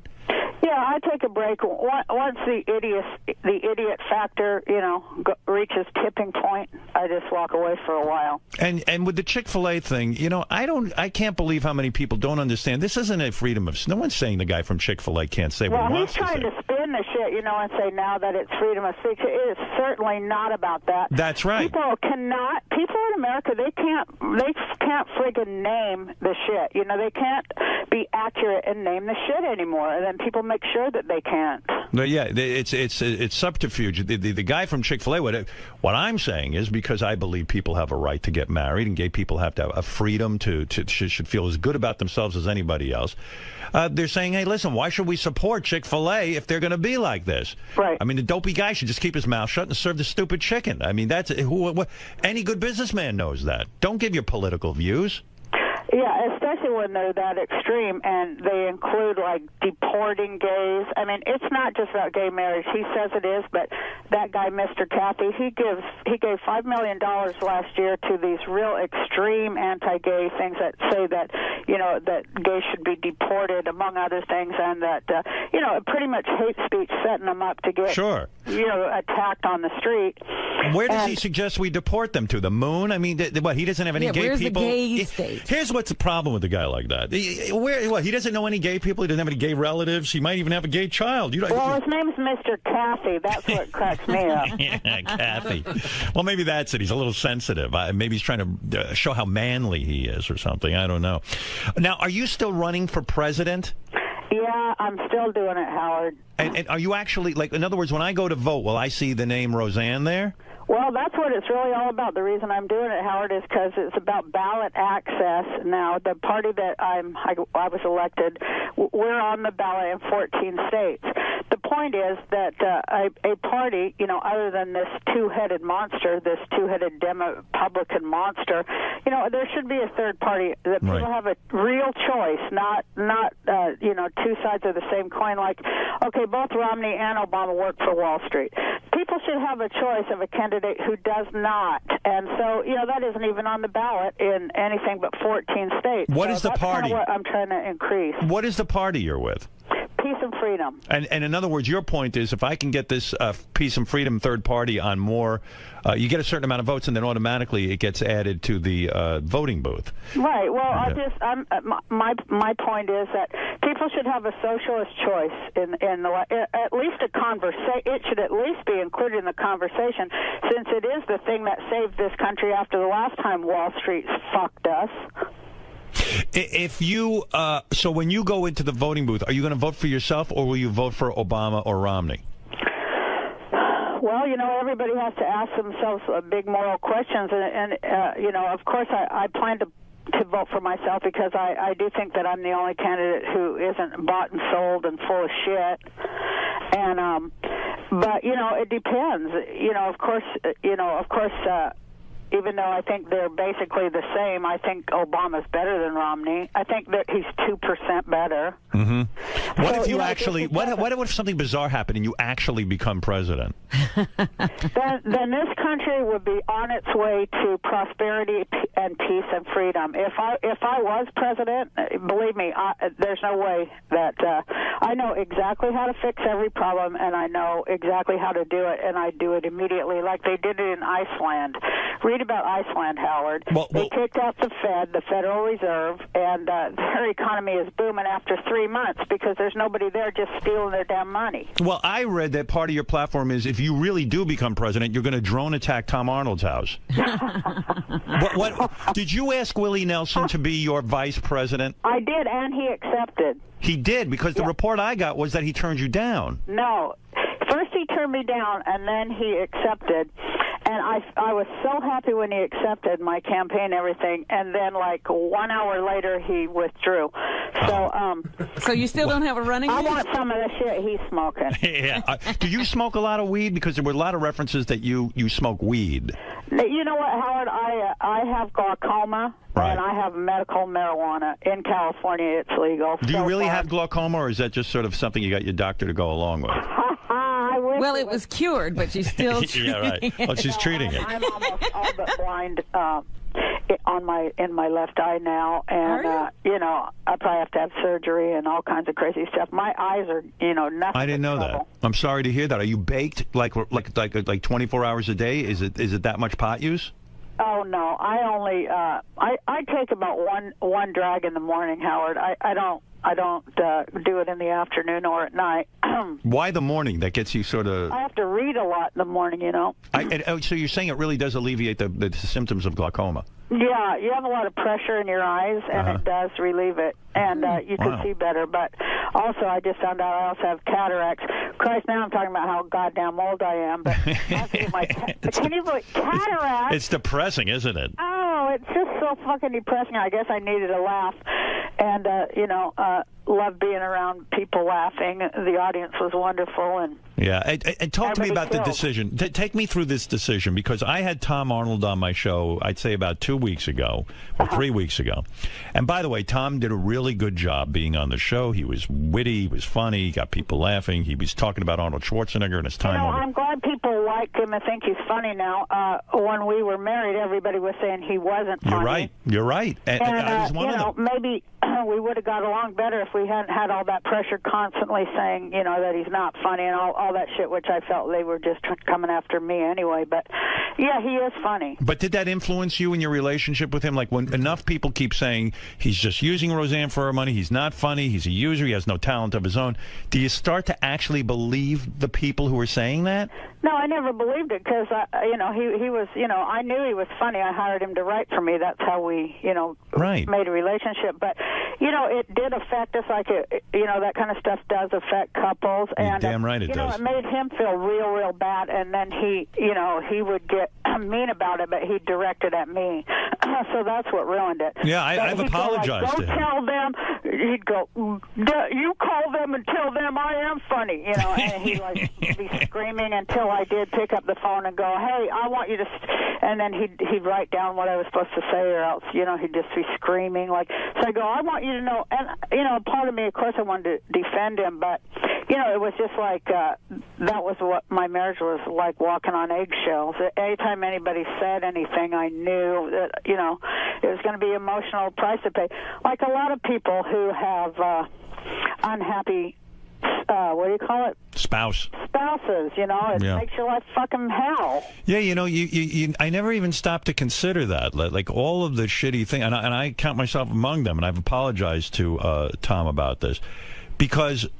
Well, hey, I thank you because I'm damn glad I ain't married to that son of a bitch anymore. Yeah, right. I know, but in a way, when you saw him at the roast, was there a part of you that still loved him? I thought his head was fucking huge. I couldn't believe how big his head got. Well, it seems like he's done some plastic surgery, right? I have no idea. We haven't even talked in 19 years. I'll tell you, when he was coming on. First we heard that he did not want to do it, right? Yeah, well, I'm telling you, he was on my show, and I forget if we talked about it off the air or on the air. No, it was on the air. It was on he said something to me, if Roseanne asked me to do it, would you think I should do it? Was that it, Robin? How did it go down? It somehow came up like that, and he was saying, well, I don't think she wants to see me. I would do it, but I don't think she is open to it. Yeah, he asked my opinion. Yeah, go ahead, Gary. I remember because TMZ had reported that they had asked him, and I remember him saying that he wasn't sure that he wanted to do it. He thought that it was bad for his mental health, that he was like in a good place, and he wasn't sure he wanted to stir all that up again. Yeah, that's what it was. I think he was really nervous and sort of scared to sort of see you, and I don't blame him. But then he started calling. Then he gave a call over to Comedy Central, and he told them, he would be happy. He would be very happy to do it if asked. Yeah, well, I kind of said to him, I said, Tom, it will be the greatest showbiz moment to see you and Roseanne. I said, if you can get through it, and if you can, go there with a good spirit, it will be phenomenal. Well, at first he said he would, like Willie Nelson. Then the next day he said he wouldn't. Then the next day his publicist said they wouldn't let him. I called him, and I left a message on his phone, and I said, hey, you have my personal guarantee that it's not going to get ugly. None of this roast is going to be ugly and filthy. Right. At least, I have control over that, and they're very gracious. And I give you my word that nothing, to harm you or make you feel horrible or ruin your career or your life or anything like that's going to happen. And it's just a good opportunity for both of us to show the world that we've moved on, and this is a brand new day. And but have you moved on? My heart's in the right place, and I hope you'll show up and tell some jokes. Will be great. Oh. So then the next thing, people came in my, but I want to say, I thought it was a good enough roast without him, but I thought, well, everybody kept asking me, so why not give the fans what they want, right? Well, your first reaction was, hey, I don't want him. He was the one guy you made a stipulation. I don't want him on the roast, right? That was your initial reaction. No, I always thought, that I would ask him. Oh, you did?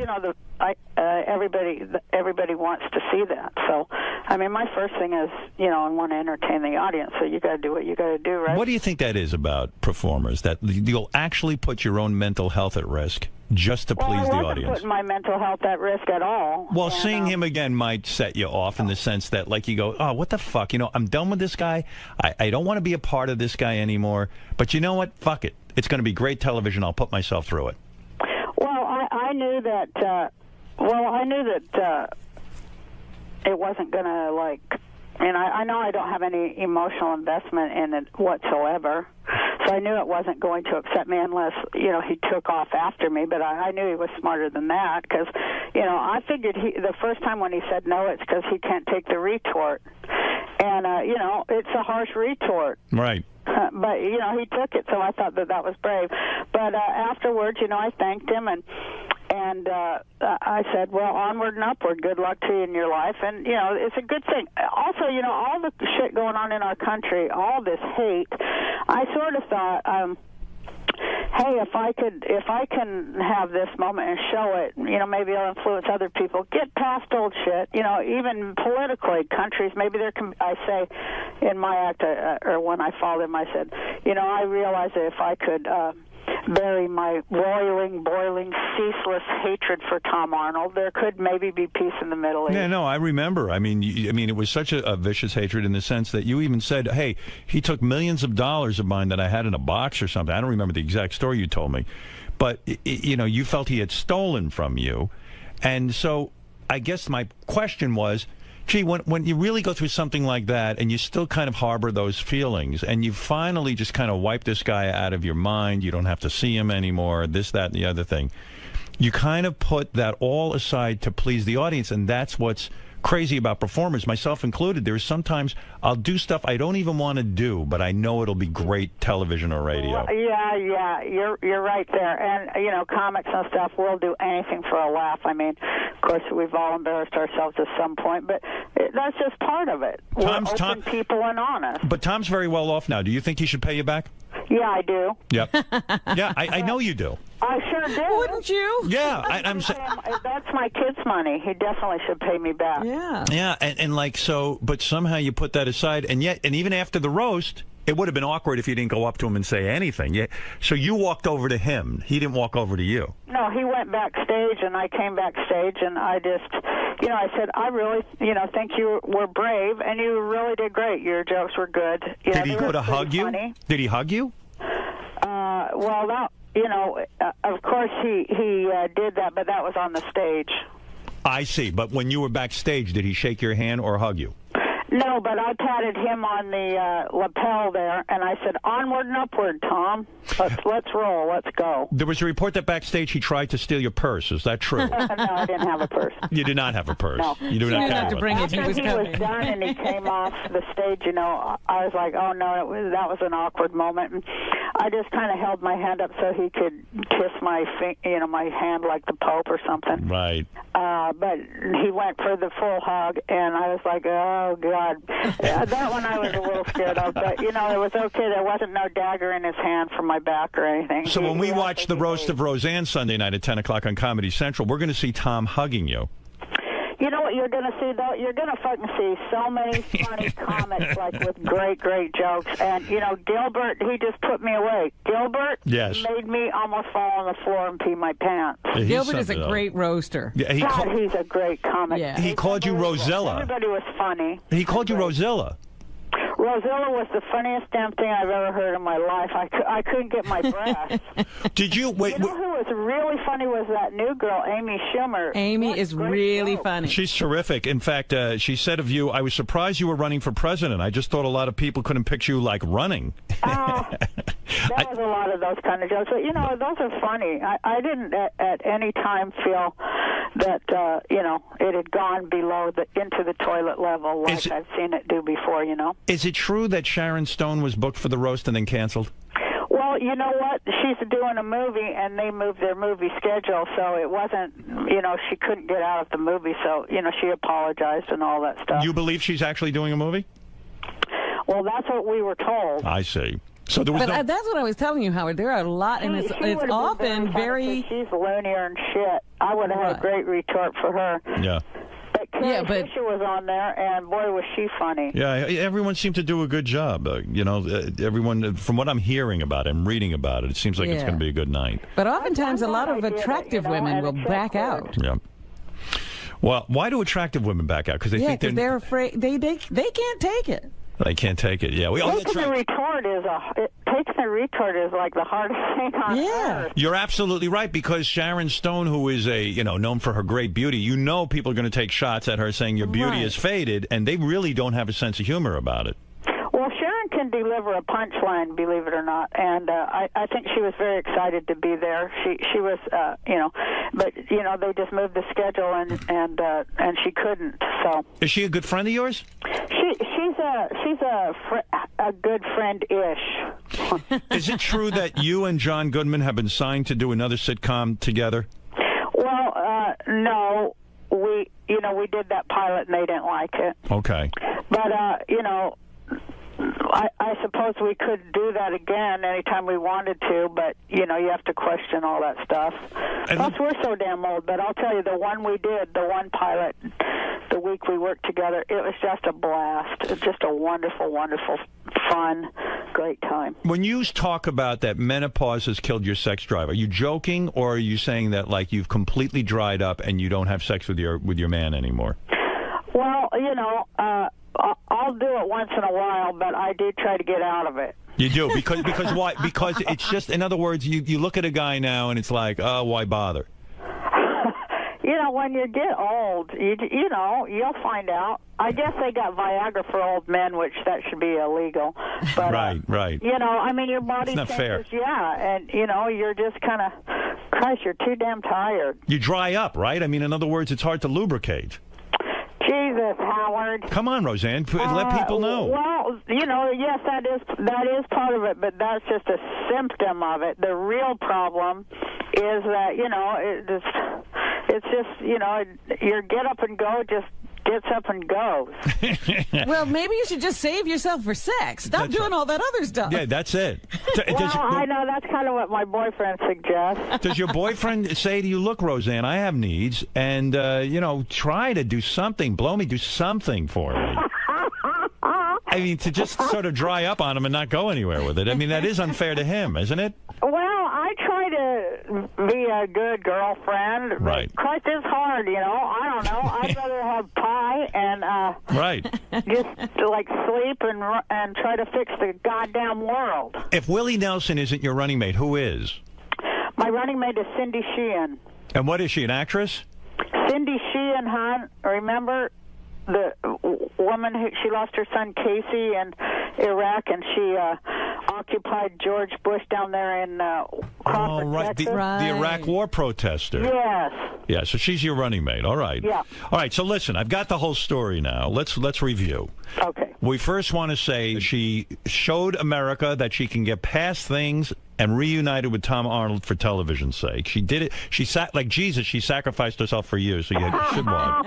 Actually, he had some great jokes, and he was real funny. Yeah, well, that's. Did it bother you when he started to have real success? When he was in True Lies with Arnold Schwarzenegger, he was having a major career. Did it irk you in some way? Like, did you become, I don't want to say jealous, but just like, oh, I don't want to see him do well? Not at all. No, I'm the one who, took all the shots so that he did get famous. And, he just kind of turned into a monster at that point. He did? So, but I didn't begrudge the work I personally had done to get him. How did he turn into a monster at that point? Huh? How did he turn into a monster at that point? Was he difficult to work with? Oh, I don't know what he was like to work with, but he was impossible to be married to or live with. Wow. And who has more money now? I would still think you have more money than Tom, but I don't know. I have no idea. I don't know. I don't know how much. He's done 50 movies. I don't know. Do you think he might have more money than you? Probably. That's the way shit goes, isn't it? Well, you have to think, though, he had a couple of other marriages where he didn't sign prenups, remember? Oh, Is that's that right? Yeah. He might be cleaned out, too. Well, I don't know. I do wish him well. He told my boyfriend on the show, he said, whatever you do, stay with her. She's a horrible wife, but she makes an even worse ex-wife. Right. Do you really wish him well? Seriously, if I gave you the power now to wish him well or to wish him ill, what would you wish him? Of course, I wish everyone well. You do? Of course. Otherwise, I'd have all that hate inside me, and I'd be a miserable old bitch, and I'm not. Right. Did you always know that your TV daughter was gay? Was that a shock to you? Who, Sarah? Sarah, yeah. I know Sarah now. I've been on her show. Yes, I always knew she was gay because she liked Jodie Foster movies. That's the sign, right? That's how you know. I used to make fun of her. I'm like, come on. Jodie Foster, especially after Jodie Foster did that one movie where she played the grand same here, that one where she couldn't even talk. Nell. Right, Nell, right. Anybody who liked that movie, you know, they were definitely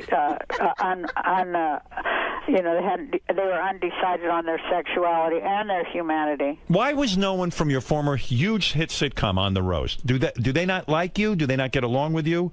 Why was Sarah not there? Why? I mean, Tom, of course, was a writer there, but aside from Tom, Sandra Bernhard. I'm trying to think who else was on the show. Tom Goodman. Where the hell was he? John Goodman. John Goodman, not Tom. You know, they were all asked, and you know, people had other commitments, or or they're, you know what it is, Howard. You know this, I think. Okay. Everybody's got a publicist. Mm-hmm. And, you know, they're really Satan's hordes. Yes. They really do all, they're all like, you know, it's all just image. And do you have a publicist? Yeah, but he's not like they are. Well, and everybody's like, you can't do that because you won't look this and that. I mean, obviously, my publicist doesn't give a shit what I do. Right. But, I think they stop them and they say, oh, you're going to get up there and you're going to get called names. People, again, Howard, you know, you got to have a thick skin and, you know, a good sense of humor about yourself to take the retort. And a lot of people in Hollywood, as you know, Howard, they don't have a sense of humor about themselves, and they're like overly sensitive, right, big whining fucking babies. Right. No, you make a good point. I mean, it's a hard thing to take. So, okay. You don't want to put yourself out there to just be knocked when you're trying real hard to get a job, and that's the other part of it, too. And why I asked Comedy Central, could we not, like, have people walking away feeling slimed? Right. So, you know, they did a good job, and they let me bring in some new writers, and they got some new writers, and I noticed a few of them were women, and that's a big step up there for Comedy Central, and I was glad they did it. And I think they should continue looking at hiring more women writers. Roseanne, should Romney have to release his tax returns? Not only should he have to do that, yes, absolutely. He should give back every dime he stole from the American people. There'd be no problem in this country whatsoever. Everybody would be living great. And will you release your tax returns? I No. know there's a big call for no. Hell no. You won't do it. Well, I mean, if I have to, I will. But I mean, I'm not stealing any federal money. And you know, Romney, you know, there's questions of that. But certainly, I've never even been within 5 feet of where they got all the money hidden over there in Washington. You feel Romney stole from the American people? I think he stole from God and the world. I think the guy's like the biggest friggin' thief that ever lived, and he's self-righteous about it on top of it. Listen, Roseanne, you've said it all. You know you've said it all. Mm-hmm. Not all. You close to. All right, that's true. You got a little shy when it came to menopause and drying up. Well, because I have grandsons, Howard. Listen, they need to know about this. One day they're going to get old. They're only 2 or 3. They need to know about drying when up. They were 5, my one grandson said to my boyfriend, he goes, why you want to have sex with an old lady like my granny? That's nice. Way to throw you under the bus. Listen, it's great talking to you. Come see us when you're in New York. Yeah, I really appreciate both of you. You're doing great, and thanks for having me. All right, I love having you on. Good to talk to you. Thank you. Bye, guys. All right, bye, Roseanne. That's Roseanne. I don't know if she's saying Roseanne Barr anymore. Maybe she went back to it. For a while, she wasn't Roseanne Barr. Well, was she just a one-name person, Roseanne? She went to. Remember when you went to Ophelia? That's where she got the idea. Yeah, go ahead. Oh, was Roseanne Barr. Roseanne Barr. Yeah, she's back. She was Roseanne Barr. All right, listen. For a while, it wasn't. The TV show was Roseanne. Yeah, I was thinking there was a time when Robin tried to change her name to Roseanne Quivers. Didn't fly.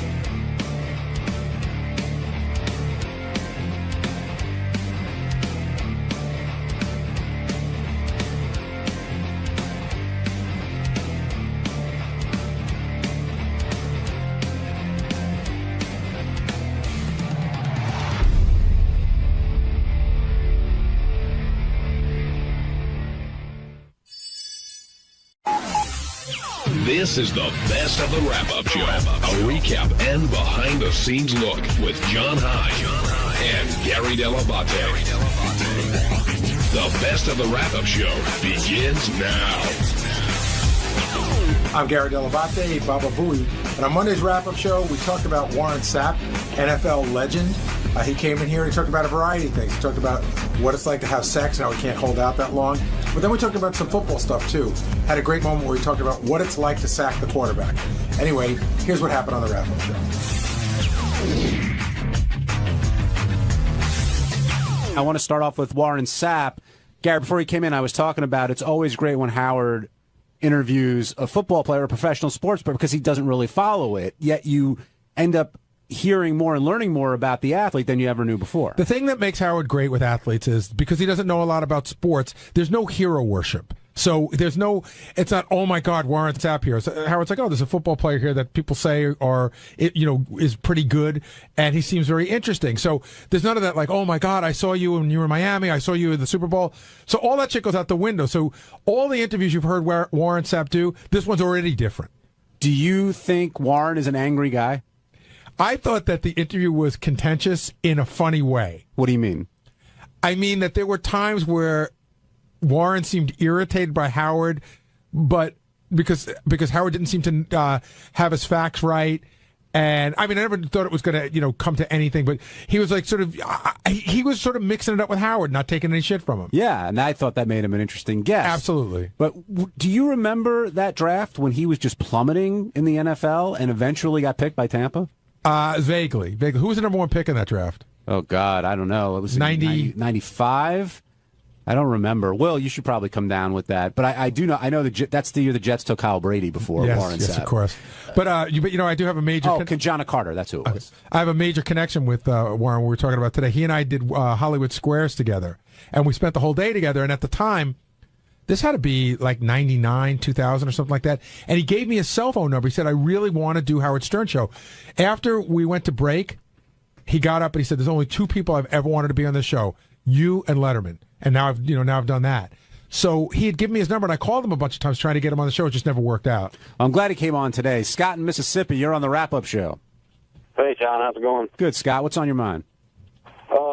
It's kind of, I'm glad Gary brought up the bounty scandal with the New Orleans Saints with him because, for a guy that says that he had a conspiracy theory on his draft pick, he sure does, and how people make up evidence, he sure didn't have a whole lot of opinion on that whenever he brought it up. Well, I brought it up, and he said that he had a source that told him that Jeremy Shockey was a whistleblower. That was it. What's the conspiracy theory? Well, the fact that the NFL hadn't brought out any evidence against the Saints, that's got for like 200 pages that they claim to have 5,000, and he just didn't have a whole lot of opinion on the bounty scandal in general. Just the fact that he had we didn't ask him whether we thought it was wrong or right. He basically said, I think it's a bunch of bullshit. I don't need $1,000 isn't going to make me hit a guy any harder. Which I thought was interesting. Like that is why are people offended by it? Was it the hit to injure somebody? Yeah, right. In other words, you're giving somebody money if you can knock somebody out of a game. And even though football is an incredibly violent game, and even though people get hurt all the time, to say that you're going out there, I mean, I guess you could say, I'm going out there and I'm going to, play my best, but you can't say I'm going to go out there and, so the bounty wasn't just for a tackle, allegedly. It was for an actual injury? It could be for a variety. If you knock a guy out. If you knock somebody out of the game, you get X amount of dollars. If a guy limps off the field, whatever it is, if that sort of thing. But, yeah, Warren made it very clear. He was like, look, the money's nothing at that point because they're all doing very well in the NFL. And I thought with Shockey, he said he had a source and that was it and kind of wanted to move off of that. I will wonder, because Warren works for the NFL, right? Right. Well, he works for NFL Network now. He was on NFL Network, and he's on a show on Showtime called Inside the NFL, which I believe the NFL controls pretty well, too, right? He's not on Inside the NFL anymore. But I'm saying, when I brought it up, he said, I'm on the NFL Network. He goes, he said it when he was on the NFL Network, but he got thrown off the show he didn't say it on. Right. That's the show he got tossed off of. But I thought I thought there was a lot of very interesting insight into football today. He kept bringing up the point, like, I play for pleasure on Sunday. It's the other 6 days they pay me. He goes, I go out there, that's pleasure. And his description of what it's like to beat a tackle and get to the quarterback and put him down, I thought was amazing. Did you think he was going to be a bigger guy? I guess you had met him before, though. And I think when I met him, he was a bigger guy. Yeah. Well, he said he came out of high school. Down. He was 225 in high school, and he was over 300 when he was playing pro. Right. I mean, but he said he's smaller, but he was fast, and that's really why he was such an exceptional. Well, and he made the joke, which I don't think Howard got. He goes, I feel like I'm a big guy with a safety. Yeah. Did you guys understand what he said? What he was saying that would have been a motivation for making up drug reports about him? No, I don't think nobody understood what he had a conspiracy theory. He said there was 2 new teams. He said Jacksonville and Carolina were the expansion teams he was talking about. Right. And he said, but he never explained what the reason would be. Like why would help someone if he wasn't? Well, he said that there had to be an explanation why one of those teams didn't take him. Right. But I don't know who would be behind that. So does it mean that neither one of those teams wanted him, so they colluded to have him lower so it didn't look bad for them? I couldn't figure it out. I mean, in Jacksonville took Baselli and Carolina took Kerry Collins. So who knows? The bottom line is Tampa had a great draft, and they ended up winning the Super Bowl a few years later. Bobby in Jersey, you're on the wrap-up show. Hey, now. How are you guys? Hey, Bobby. This is like a recurring theme that I listen, avid listener. Howard always talks about kind of prematurely going, he can't hold his own sexually. And today Warren said the same thing. It baffles my mind that men that have been having sex for so long, still can't hold off. I don't know. It's weird to me that someone, even like Warren, who's had so many people in his life, still will admit to something like premature ejaculation. It's just very odd. I wanted to know what you guys thought about that. Well, I'm going to tell you right now, I fall more into their category, and I do feel really immature about it. But then I guess there's a part of me that says I still get excited, and that's a good thing. Right. It's better than being not being able to, I would be much more embarrassed not to be able to get an erection. I think when Dax and Bradley were in there, they talked about that too. Do you remember Benji who said that? Anybody who says they're going an hour, it's just not true. Or I think Dax was saying that it's not like women, guys who don't understand women, that women don't want it that long. I've heard women say, not porn women, but women that I know say, you don't want a guy fucking you for an hour. That's just ridiculous. And it's like, get on with it already. But every time I think, okay, this is the time. This is the time I'm gonna make it last. I'm gonna and then. Do you ever have one of those where you're just doing so well, and then as soon as you tell yourself you're doing well, that's the end of it? Jeff in Pittsburgh, you're on the wrap-up show. That's what I'm saying. That was a great interview. It was one of those interviews where you felt like 3 guys sitting around a kitchen table with a woman in the background being robbed, and it just turned out to be a great interview, man. Yeah, it was really good. And by the way, you really need to see it on Howard TV because Will came over and he'll attest to this.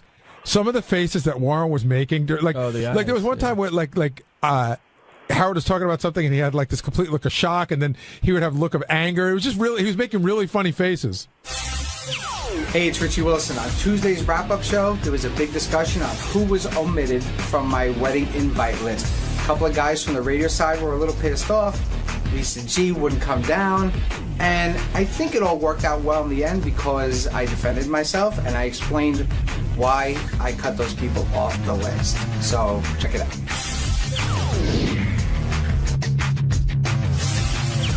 We're going to get into Richie Wilson's wedding list.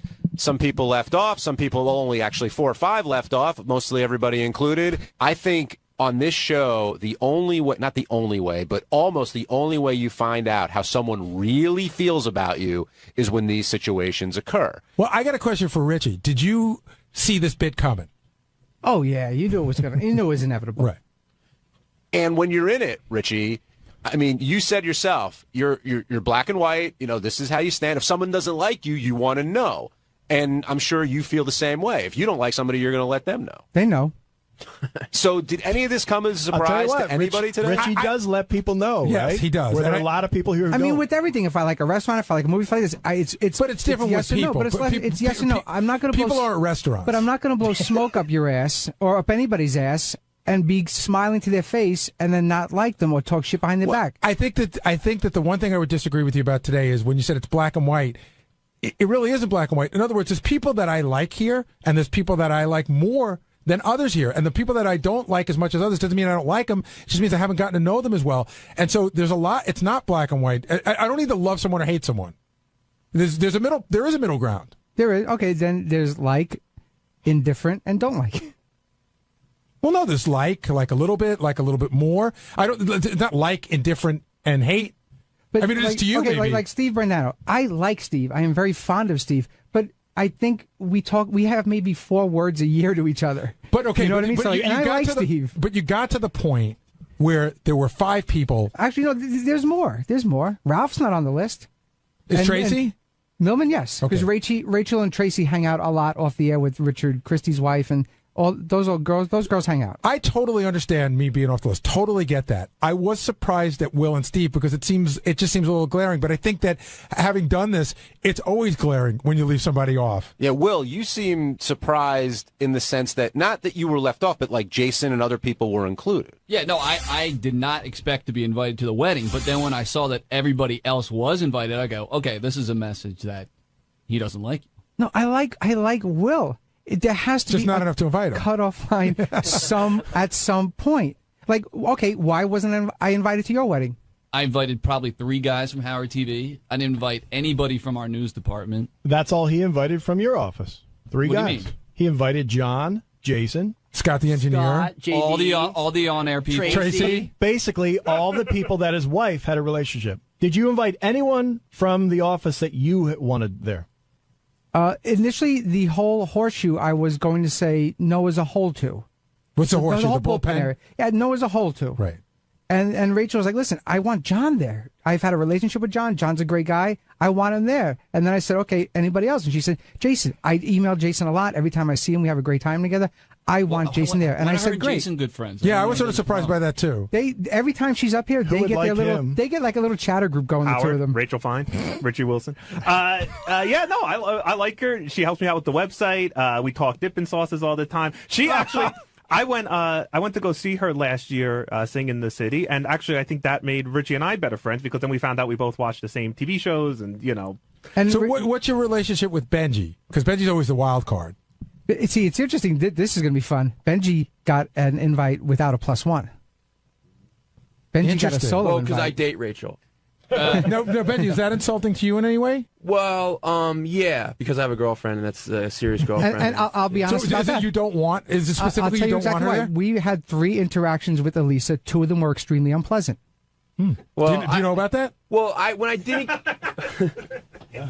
get a +1, and we I also don't assumed want the it was Benji. slight- We don't want the Benji and Elisa show. But Benji, did you know that there were 2 unpleasant interactions with your girlfriend and Rachel and Richie?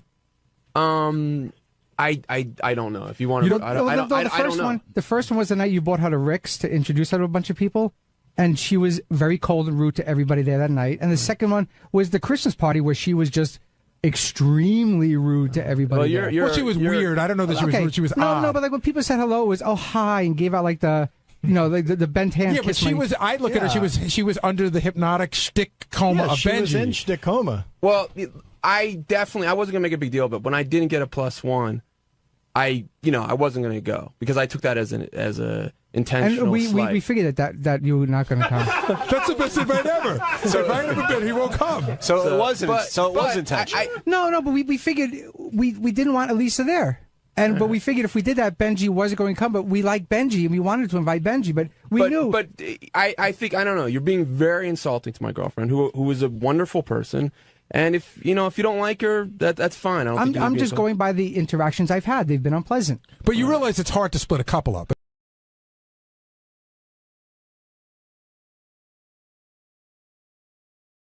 3 What do you guys. mean? He invited John, Jason, Scott the engineer, all the on-air people, Tracy. Basically, all the people that his wife had a relationship. Did you invite anyone from the office that you wanted there? Initially, the whole horseshoe, I was going to say no as a whole to. What's the horseshoe? The whole The bullpen? area. Yeah, no as a whole to. Right. And Rachel was like, listen, I want John there. I've had a relationship with John. John's a great guy. I want him there. And then I said, okay, anybody else? And she said, Jason. I email Jason a lot. Every time I see him, we have a great time together. I want Jason there. And I said, great. Jason good friends. Yeah, I was sort of surprised by that too. Every time she's up here, they would get like their little, him? they get like a little chatter group going, the two of them. Rachel Fine, Richie Wilson. Yeah, no, I like her. She helps me out with the website. We talk dipping sauces all the time. She actually, I went to go see her last year sing in the city, and actually I think that made Richie and I better friends because then we found out we both watched the same TV shows, and you know. And so what's your relationship with Benji? Because Benji's always the wild card. See, it's interesting. This is going to be fun. Benji got an invite without a +1. Benji got a solo invite. because I date Rachel. No, Benji, is that insulting to you in any way? Well, yeah, because I have a girlfriend, and that's a serious girlfriend. And I'll be honest about that. You don't want? Is it specifically I'll tell you don't exactly want her why. there? We had 3 interactions with Elisa. 2 of them were extremely unpleasant. Well, do you know about that? Well, when I didn't get a +1, And I we also don't assumed want it the was a Benji. slight- We don't want the Benji and Elisa show. But Benji, did you know that there were 2 unpleasant interactions with your girlfriend and Rachel and Richie? I don't know. If you want to, I don't know. The first one was the night you brought her to Rick's to introduce her to a bunch of people, and she was very cold and rude to everybody there that night. And the second one was the Christmas party where she was just extremely rude to everybody. Well, she was weird. I don't know that she was rude. She was odd. No, but like when people said hello, it was hi and gave out like the. Like the bent hand. Yeah, but she was. I look at her. She was under the hypnotic shtick coma of she Benji. was in shtick coma. Well, I wasn't gonna make a big deal, but when I didn't get a +1, I wasn't gonna go because I took that as a intentional and slight. we figured that you were not going to come. That's the best invite ever. So invite him a bit, he won't come. So it wasn't. It was intentional. No, but we figured we didn't want Elisa there. But we figured if we did that, Benji was going to come. But we like Benji, and we wanted to invite Benji, but we knew. But I think I don't know. You're being very insulting to my girlfriend, who is a wonderful person.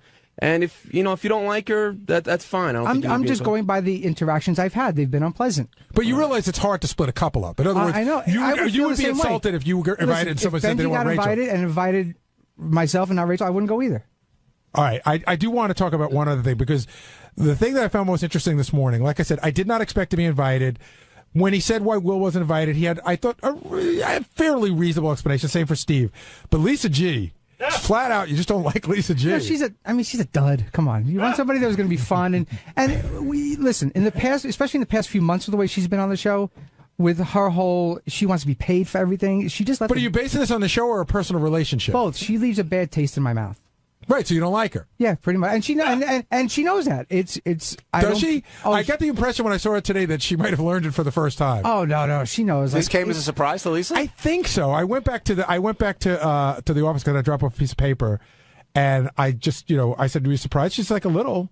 Tim Sabian, are you offended that you're one of the few who are not invited to the Wilson Fine affair? Well, Richie and I have known each other for a while, and I didn't really expect to be invited. I love Richie. I have no problems with him. I think we get along great, and we're just not. We don't hang out afterwards. If we hang out, it's comfortable. But we just don't spend a lot of time. I will tell you this, Richie. I would invite Tim. If I spend more time with Tim, he'd be on there in a second. By the way, I honestly he's out of control. think a lot of Richie's stuff. I think there's a lot of jealousy against my girlfriend. I think Rachel's threatened by my girlfriend and jealous. Not at all. And I like Rachel and a lot. Not at all threatened or jealous. Don't worry about it, Richie. Tim won't go anyway. Two of the encounters I found jealousy, and one I found pleasant. No, now we're doing the Benji shtick.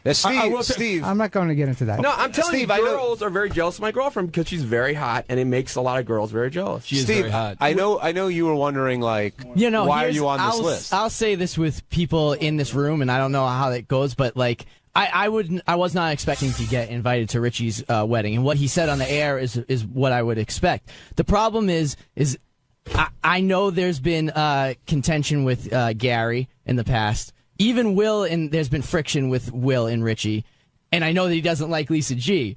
So with that math, that's what worries me, because then I'm either you're the exception. You're okay, but then by that, understand your point. I understand your point. Okay, all right. Because everybody else, like he said, if Lieberman's going and Scott and JD and blah blah blah. And I mean, Lieberman's only been here for 9 months. Yeah, so then I was just the guy that got left off, which it wouldn't be the first time. So but I also interact with Lieberman a lot more. And Rob Martin I work with all the time, and I hang out with everyone here all the time. But I hang hang out with Rob. I hang out with Rob. Rob and I are friends. Look, when you say you hang out, like where do you guys hang out? Like what we would you do? Drinking. We go out to bars. Like I set him up on a date with a friend of mine. Wait, hold on, guys. Will, what do you want to say? No, I was just going to say, you can be honest. If it's because you don't like me, I know you say you don't like Gary, then that's fine. But I just wish you would say that rather than... Right, you say you would tell somebody, so I like you, Will. I like you. I don't know what the problem is. I like you. Well, we also heard the comment, too, that, it was very black and white. Right, and, like, that's what worries me, too. Like, how could that be? If I like you, I don't like you. And I like you, Will. I don't. Right. I mean, I do. I like you a lot. and I mean, there was that one time where you may have thought I was being cold, and you called me out on it, and it really made me say, "Oh shit, maybe I was being a little off to Will," and I felt bad about it. All right, and I made a conscious effort not to, because I like you. Did the okay, because you like Steve? Do people in different groups, like if Steve's rank of like, if someone in the TV room, would they have to have the same? If they had the same rank Howard of TV like, guys not invited to the no. wedding. What I'm saying is, who are the Howard TV guys? Is the threshold of like for Steve the same as someone in the Howard TV room, or do you have different? But I also spend a lot more time with the Howard TV guys than I do with Steve. So it is safe to say that you like me more than some of the guys that are invited that work for Howard TV? No, Howard TV. A lot of Howard TV guys aren't invited. The only Howard TV guys that are coming, like the guys I've been around with. Is Phelan coming? Oh, yeah. I've known Phelan for 15 years. So Phelan and Ganji. Exactly. I think what Steve is saying is there anyone from the Howard TV room that you invited because you worked alongside them for so long that maybe you actually like Steve better? No, there's nobody that got an invite just because I worked with them for a long time. You don't like me then. That's I like Steve. No, everybody from Howard TV that I invited are people that I either have worked with for years or I've hung out with outside of work for a lot of... I will give you one piece of small advice if you want to hear it. Just having been down this road myself. Not inviting somebody as high a caliber as Tim, but inviting their right arm, which I'm assuming McClure's invited, right? Because Liza and Rachel are very good friends. Big mistake. For whatever reason, I'm not. Sometimes there were people invited to my wedding that had to be invited. It's just the way life works. But it's our wedding. I got it. It was my wedding too. No, I got it, and I'm just saying. We should be able to invite who we want. You will, and you may pay the price for it down the road. Okay. One last question. How did Tabitha Stevens make the cut? Exactly. Tabitha That's and I have been friends for years. We email, we text.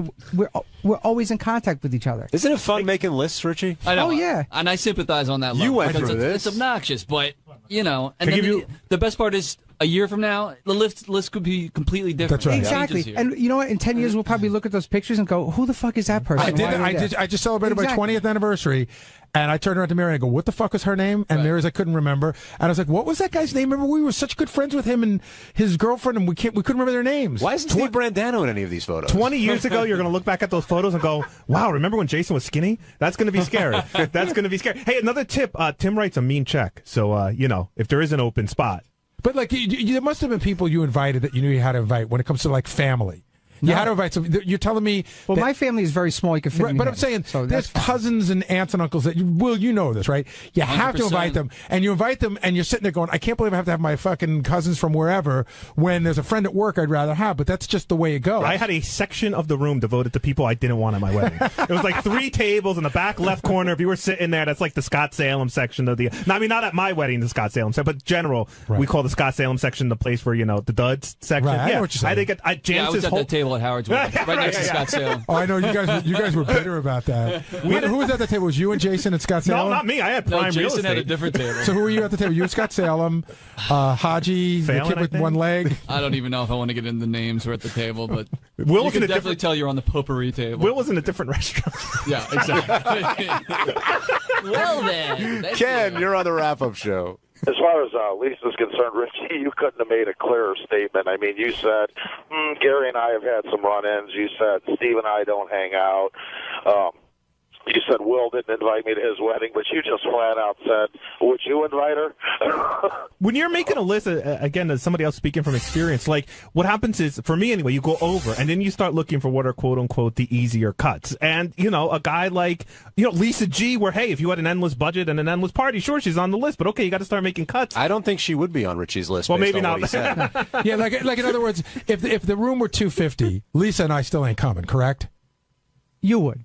Wow. See? But I feel honored and bad for Lisa. Here's the thing. We should try and get Lisa. The place holds 150. We invited 200. Right. And we're hoping that a lot of people cancel, and they're actually coming. Right. So we could be seriously fucked. Oh, we used to. My running joke was when you get the card pack. from somebody that's not coming, it's like ka-ching. It's gold, like you're yeah. making money. We purposely invited people. Rachel has relatives in Australia and England, so they're the ones that we knew weren't going to come, so we had to invite Are them they coming? anyway, and now they're coming. So we're like, oh, shit. Quick question, like in the tournament, the basketball college tournament, it's last 4 in, last 4 out. So we're on that last 4 out list. So maybe I'm just trying to figure out where that line was. Who like, were you putting Jason and I together and saying, all right, one of these guys can't make it, here's the upside and downside on both of them? I wasn't doing that. I was just like, okay, is there anybody that we didn't invite? And Rachel was like, I like John and Jason a lot. And I was like, well, then it is everybody in that whole general bullpen area. She said, fuck them. And yeah, she said, fuck those guys. I hate them. I mean, I was clearly, and I'm thrilled to be going. Thank you for inviting me. I appreciate it. You know, you're my gonna boy. regret that But, you know, I got an email from Richie about 2 weeks ago saying, hey, man, what's your address? And I figured that it was for the wedding. So that just proves, you know, I wasn't on the early draft of the wedding list. So that just proves I came in later. And by the way, I did crunch the numbers. Richie would have to get married in Giant Stadium for Lisa G to be invited to the wedding. What did you guys think of Fred's reaction today when the save the date came up? I understood what Howard was saying. And again, I think Fred reacted a little too quickly. If you get a save the date card, I would say that that's a really good shot that you're invited. So when he said, I don't know if I'm invited, he could have even said, I think Fred, if he would have said, I got to save the date card. And Howard goes, oh, and that would have been it. But he goes, well, I'm not sure if I'm invited. And Howard goes, well, you either got an invitation or you didn't. You know, it's a miscommunication, and Howard loves to exploit that. I have a feeling that Fred didn't know if the invitation came. Well, it may not have. Actually, but it might have, and he might have not even known that Allison might have got it, never even mentioned it to him yet. Before Richie even speaks, here's another thing, John. I don't know if you remember when you get married. Did you send your invitations out in waves? I'm trying to remember. Like first wave, you wait a week, you see what comes back. Second wave, I think we had a first wave and a second wave. Is my small recollection of that. I think we sent them all out in one shot, like family and friends. But we had, like Richie was saying, we knew, or at least we thought some people weren't going to come. Right, I think we waited to make sure some people weren't going to come to send out the second wave, is my vague recollection. You sent yours all out at once? Well, a week apart. Not. But why a week apart? Just that we had to get, like, you know, those stinky heart stamps we had to go and buy more of and all that. But it had stuff. nothing to do with... Nothing like there was no hierarchy. No. They all just... Fred... By the time he got to save the date and the invite was mailed, he moved. And that's what happened. Oh, that would make sense. Yeah, within like a 3-month time span. John and Glenhead, you're on the wrap-up show. Hello? Hey, John. Hey, how are you? Hey, Gary, it's John from the Vineyard. Hey, John, what's up? How are you? 2 quick points. Number one, I've been in the Mr. Mund's company many a times, Ronnie. I'm tired of people picking on him. He's such a gentleman and such a great guy. That's the one thing I want to pick on. And then the second thing is, Richie, how classless of a move to not invite Mrs. Jordana to the wedding and put poor Benji in this situation. And those of you that are friends with Mr. Wilson, you should really think about his character and what type of person he is, because I wouldn't want to be friends with a guy like that. Wow. That's why you're not my friend. No, I know, but it's... John happens to be a nice guy, but I don't know why he's picking on you, man. I don't care. He doesn't like you. That's fine. I like you, John. It probably would have been better to either all in on Benji or not at all. You're right. You're 100% right. In hindsight, you're 100% right on that. See, Richie and I agree on some stuff. Yeah, we have moments. Are you hurt? He's awful quiet. He must be hurt. No, well, it's kind of... I don't like when people take shots at my girlfriend. I think, like I said, I think it's out of jealousy. She's much hotter than the average girl here, and she's much more talented. And I think there's a lot of jealousy and a lot of fear of that. There isn't, Benji, I'll tell you right now to your face, there isn't jealousy. When the night... I'm jealous of her. The night that we first met her at Rick's, Ronnie was there. Was a general consensus that she was not a nice person the night everybody met her? Yeah, everybody thought she was a snot. Exactly. To be honest with you. Because she doesn't lay all over you guys. No. Sorry, you know? No, it wasn't lay all over. It was hello, I am, and it was an attitude. And it was an attitude. She's shy. She's and a little then the next shy. night She's at the a little Christmas quiet. party, the next time at the Christmas party, which was discussed about on the air big time, that a lot of people had problems with her. Well, I think you guys if that's her expect way of girls, coming across, you maybe guys she was expect shy. a certain type of girl. No. She's a little bit classier, a little bit brighter, a little bit more talented, and that's what happened. Then who? Then like my wife, as a for instance? Than me. Oh. Okay. I understand. Well, I mean, what are you going to do moving forward now? Are you going to invite anybody who's not invited? Well, Are you to gonna me, that's even a more obnoxious slap in the face thing. Just more condescending to say, "Oh, Gary, here's your invite anyway." Well, I mean, you could say, would you take that as like, what the fuck? I'm an afterthought or something like that. Listen, again, I'm not expecting. No, I'm saying, but it could if you came to me and you said, you know what, I thought about this, and we've had our differences in the past, but I would like to try to put it behind us. So I'd like to invite you. That I would understand. But if you just said, here's an invitation, it just came in the mail, that'd be you weird. want to know, Gary, the honest truth? It was 50-50 with you up until like the last second. Yeah, I thought that it wasn't a hard no right off the bat, like fuck him. No, it was 50-50 up to the last second. When I knew the invites were going out, I thought it was if I was going to get invited at all, it was going to be Rachel's decision. Because I think, she likes you with the exception of pulling her chair away from her, I think we mostly get along really well. And I happen to like her a lot. And again, I don't want to insult you with this. I think that you have, since you guys got back together and got engaged and all that, I really think you've become a nicer person. I've tried to be. But I've actually seen that. I've made a conscious effort. And when I said you've changed, noticing it. But I said when you've changed in the last, when I said you changed in the last 2 years, I really feel that. And by the way, just so you know, when Howard came back and said something on the air that day, and you said, "Oh, Gary must have clouded him at dinner," this is exactly how it went. Beth, the lovely, sweet Beth, who's the nicest person in the world, we're sitting at dinner, and she goes, "Oh my God!" She goes, "It's gonna be so much fun." I heard about this. Did you get the invitation to Richie's wedding? And I go, "No." And she goes, oh. I said, "I won't be getting an invitation." And she said, "Why not?" I said, "I don't think Richie likes me." I said, "We don't get along that well." And that was it. I didn't say nobody likes Richie or anything like that. Right when I came out the studio, people were like, "Whoa." She was surprised to find that out. Beth was really surprised. Beth thinks everybody likes everybody. Yeah. Which is a good way to live life. Yeah, it's a great attitude if you can have that. Now, I got that attitude. Oh, yeah.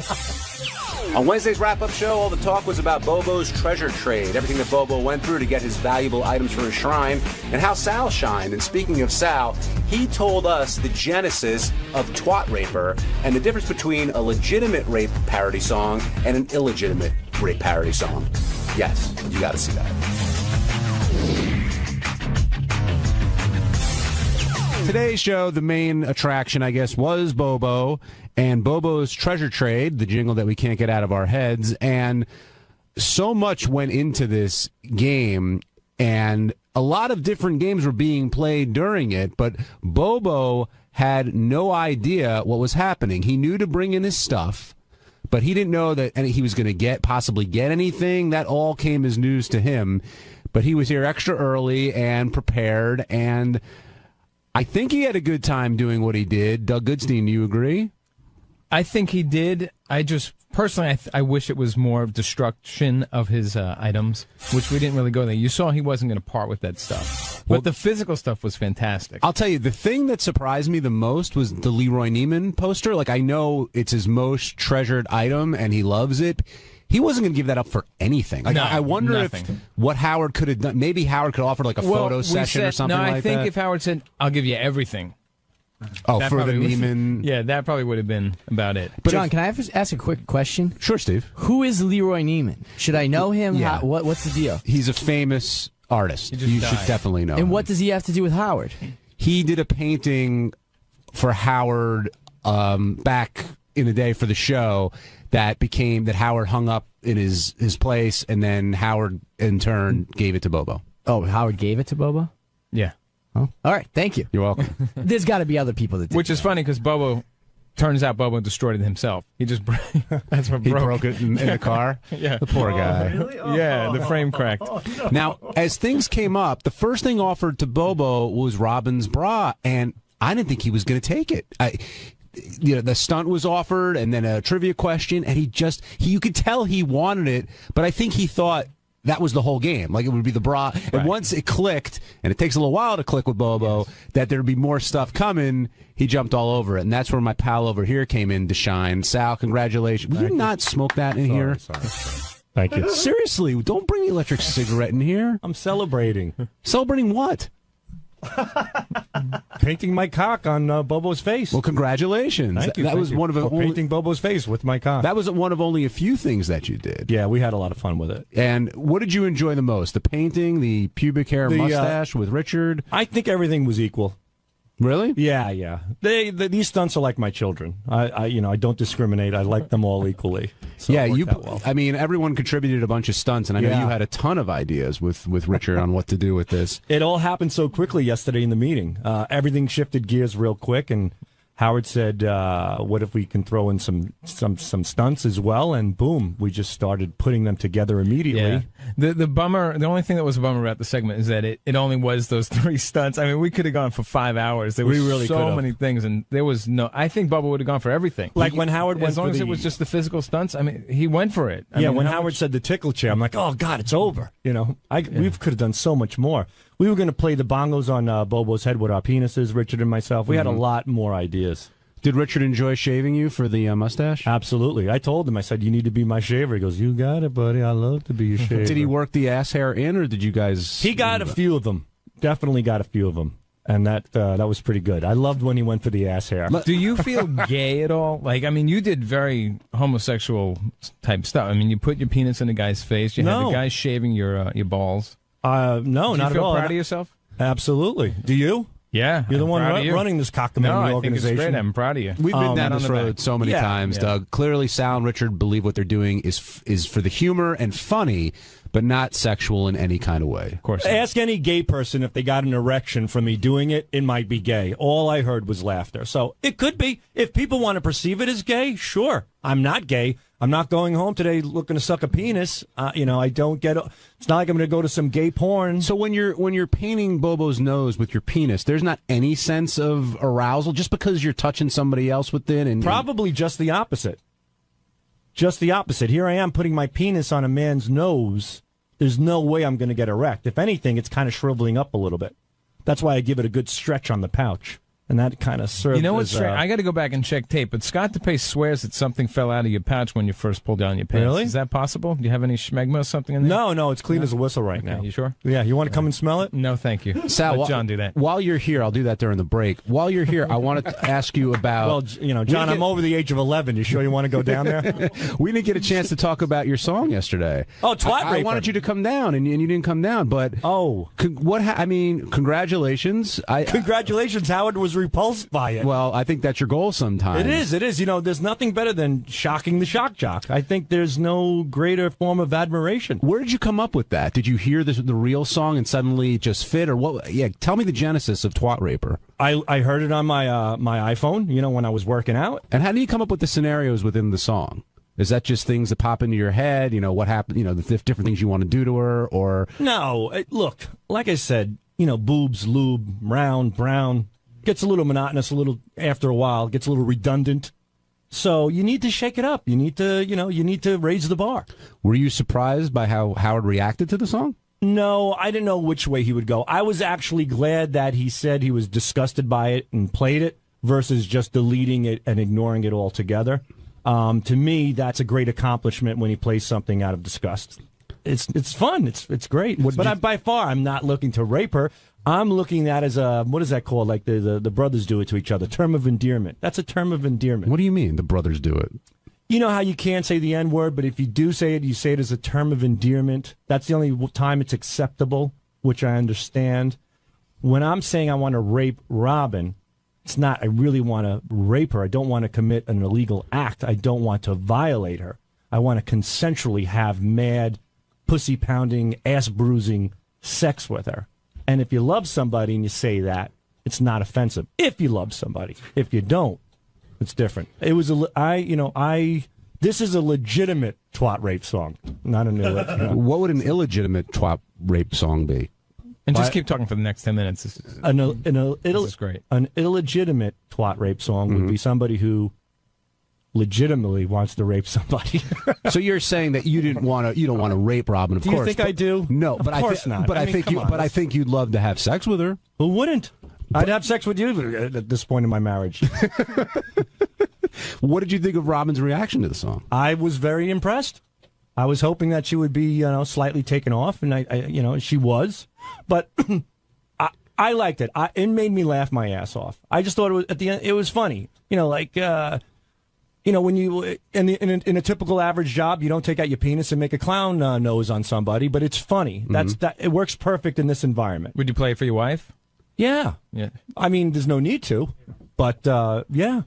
All right. I don't think she thinks anything by it, but I love the song. I thought it was great. Well done. You should be proud. Did you like it? I did. Oh, I enjoyed it. What'd you think, Doug? Any song, I actually missed it. Any song you do makes me laugh. You know thanks. that. I have to do a John Hines song then. You have to do one of those. Teddy, let's take a break. Kid Raper! Come back. Kid Raper! We'll talk more about He's gonna Bobo's throw you in his trunk! treasure trade. We'll move off of Twat Raper and back to the treasure trade. And Gary, I was saying before you came in that there were a lot of different games really going on during the segment. Yes, and I was very, very nervous about this morning because this is one of those bits that, to take a phrase from Tim, had a lot of moving parts. And there were a lot of areas where it could have gone a lot of different ways. This also was the morning that Howard was coming off of America's Got Talent and had to work again. So I had a meeting yesterday with myself, Will, Doug, Richie Wilson. We all sat down and we went over everything a lot. And we tried to make it as easy as possible. I mean, Will did the bulk of the work. But, you know, I was so afraid. I was just praying for it to be 8 o'clock because I wanted this to be done and just go correctly. Did you think Bobo would give up that Leroy Neiman poster for anything? Yeah, he was very attached to that. And the OJ mask he passed on, basically, right? But he wanted your beekeeper mask. He did. Lost his eyebrows for that, right? I was surprised that he passed. I know it's weird, but I was surprised that he passed on the tombstone because it's so one of a kind and it's so well known from the show. And off the record, we really wanted him to take it because we just wanted out of here.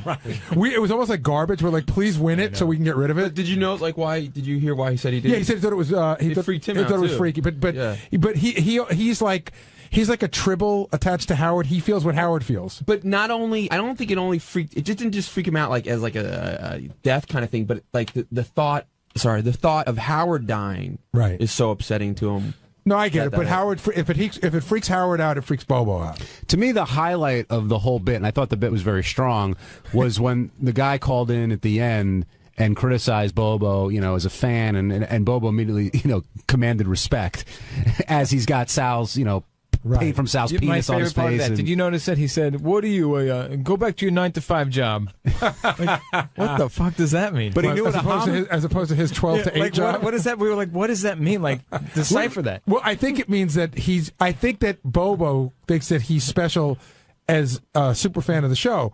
But his job is as regular as it gets. He's got like a 9-to-5 type job. There's nothing wrong with having a 9-to-5 but job. maybe he meant like because then he's successful. Isn't he sort of retired because he made a lot of money? He's semi-retired. Yeah, he retired from the post office, and he does. Oh, he's a postal worker. He was, yeah. Oh my God, that explains everything. I thought he gave defensive He driving. went postal many years ago. No, wait, I thought he was a defensive driving That's what he does instructor. now. No, I understand why he's semi-retired because he probably worked for the post office for 30 years. Right. He's probably on full pension, and so he can do a job where he doesn't have to work full time because the pension and a little part time work makes it work. Now, do you get sentimental about any of the stuff that he took? I know he got some carts, the tickle chair. I got to tell you, the carts, they've been in my office for a while. I took them when we left K-Rock, and so I have 4 carts in my office.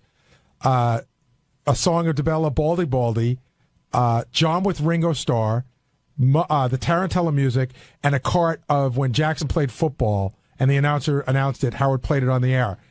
And I think I just grabbed those randomly on the last day, but I remember thinking, all right, John with Ringo, that's a big deal. That's iconic. Oh, and I have China singing her song. Oh. And so I had to give a couple up yesterday, and I was almost hoping he wouldn't take them because they actually mean something to me, although they're fucking useless. And the tickle chair, I mean, that I was sad to see that go. Well, again, we look at that as it is sort of one of a kind, but it really is just like a Adirondack wood chair, and then you just could get straps. That was we had a discussion because at one point we were thinking about putting the Robo Spanker up or the Wheel of Sex, right? And those are much more difficult to replace. So the tickle chair is easy to replace, but it is the one chair that all that stuff happened, and so it worked out well. That has a lot of history. I mean, you go back, that probably has been featured on 50, 60 Who was the chick that I kept pouring water on? Was that Mary Nikki's? Oh, no. Nikki Ziering, I think it was. She kept saying she wanted to drink water. I kept pouring it on her like a wet T-shirt. There was a waitress who worked at the Penthouse Club that was the hottest one ever that you poured a ton of water on. And, God, to this day, the hottest chick ever in the history of the show. I mean, I would take the wooden planks that her vagina rested on. And twat rate them. Yeah, I really would. I really would violate those things. She was legitimately. So hot. Yeah. Stephen Philly, you're on the wrap-up show. Hey, John, Gary, what's happening? I just want to. Do you think Bobo's stuff's going to be worth a lot? All his memorabilia put together is going to be worth a lot of money one day when Howard retires? I think I can answer this. You know, the charity that I work for, we're always talking about ways to raise money, right? So one of the guys that works there, he said, you know, go into your attic. Like a lot of us worked in the record business. We have like old records or whatever. So I went into my closet. I have like the shirt from Howard's 40th birthday. I've got a jacket from Private Parts, a bunch of stuff. And I was going to put it up for auction for the charity. And I went online and looked, and it just didn't seem to be worth it. It didn't seem to that it would generate enough money for me to part with it. Yeah, that's interesting. I would think some of the stuff, depending on how unique it is, I guess, and like I'm thinking the tickle chair. I know you said it's an Adirondack chair, but based on the history and fans of the show, I guess if they bid against each other, maybe then I also think that Howard has to sort of legitimize it. Yeah, Howard sign it. And not only sign it, but Howard. If what Howard happened says, today? What happened today gives the items huge legitimacy. Right, that's right. But I wonder, like, are you saying if in 25 years, will Bobo be able to say, I've got the tickle chair from the Howard Stern show, somebody's going to go, oh my God, that's worth a lot of money, or somebody's going to go, fucking, I don't care? Probably both. I think it's worth nothing because I think it's splintered on the LAE right now.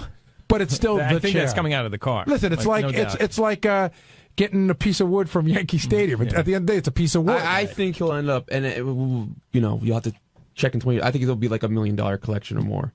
I disagree. Well, I asked him that when I did the Bobo Shrine tour. Yeah, what does he think it's And worth? I said, "What is this worth?" He goes, "Well, it's priceless to me."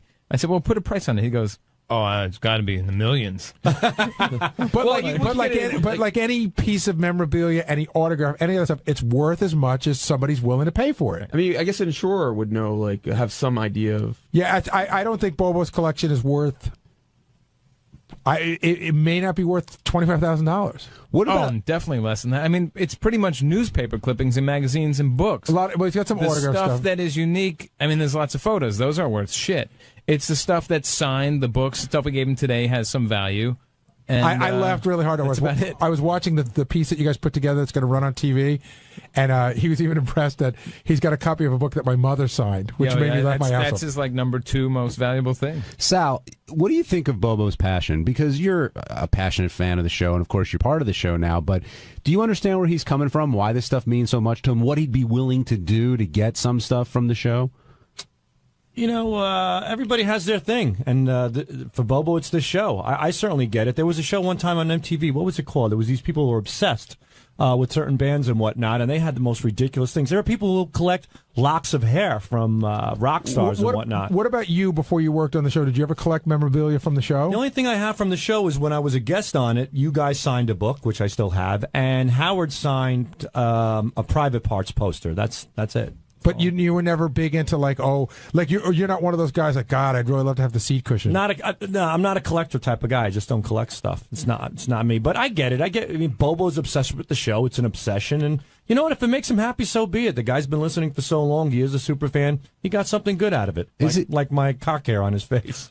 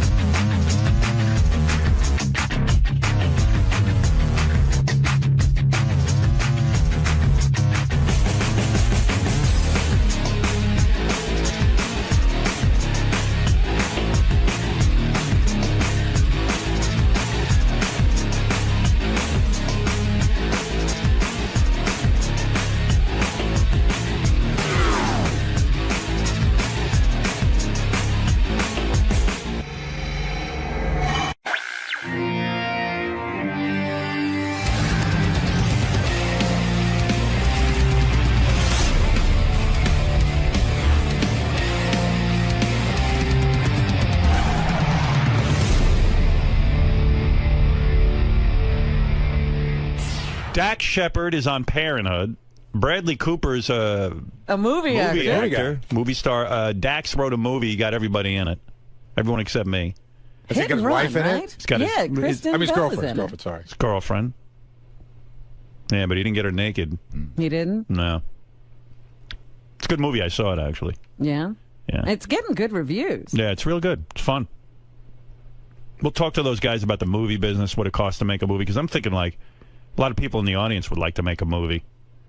And it seems like Dax got You know it done what? for a couple of bucks. There's room now. They're not making that many movies. I think you could make a movie now and actually get it shown. Seems like if you can make a movie like real cheap, they'll let you make one. So we'll And find show out. it. What's cheap? Nowadays, I don't know. We got to talk to these guys. Let's see what Dax makes these movies for. Yeah. All right. Let's take a break. We'll find out about the movie business in a minute. It'd be good for some people like Eric the Midget and Bobo. They're thinking of making a film. Yeah. Yeah. So They're collaborating. right. Yeah, they're writing. They're in the studio writing now. All right. We'll be back right after these words. Bradley. Hey, welcome back, man.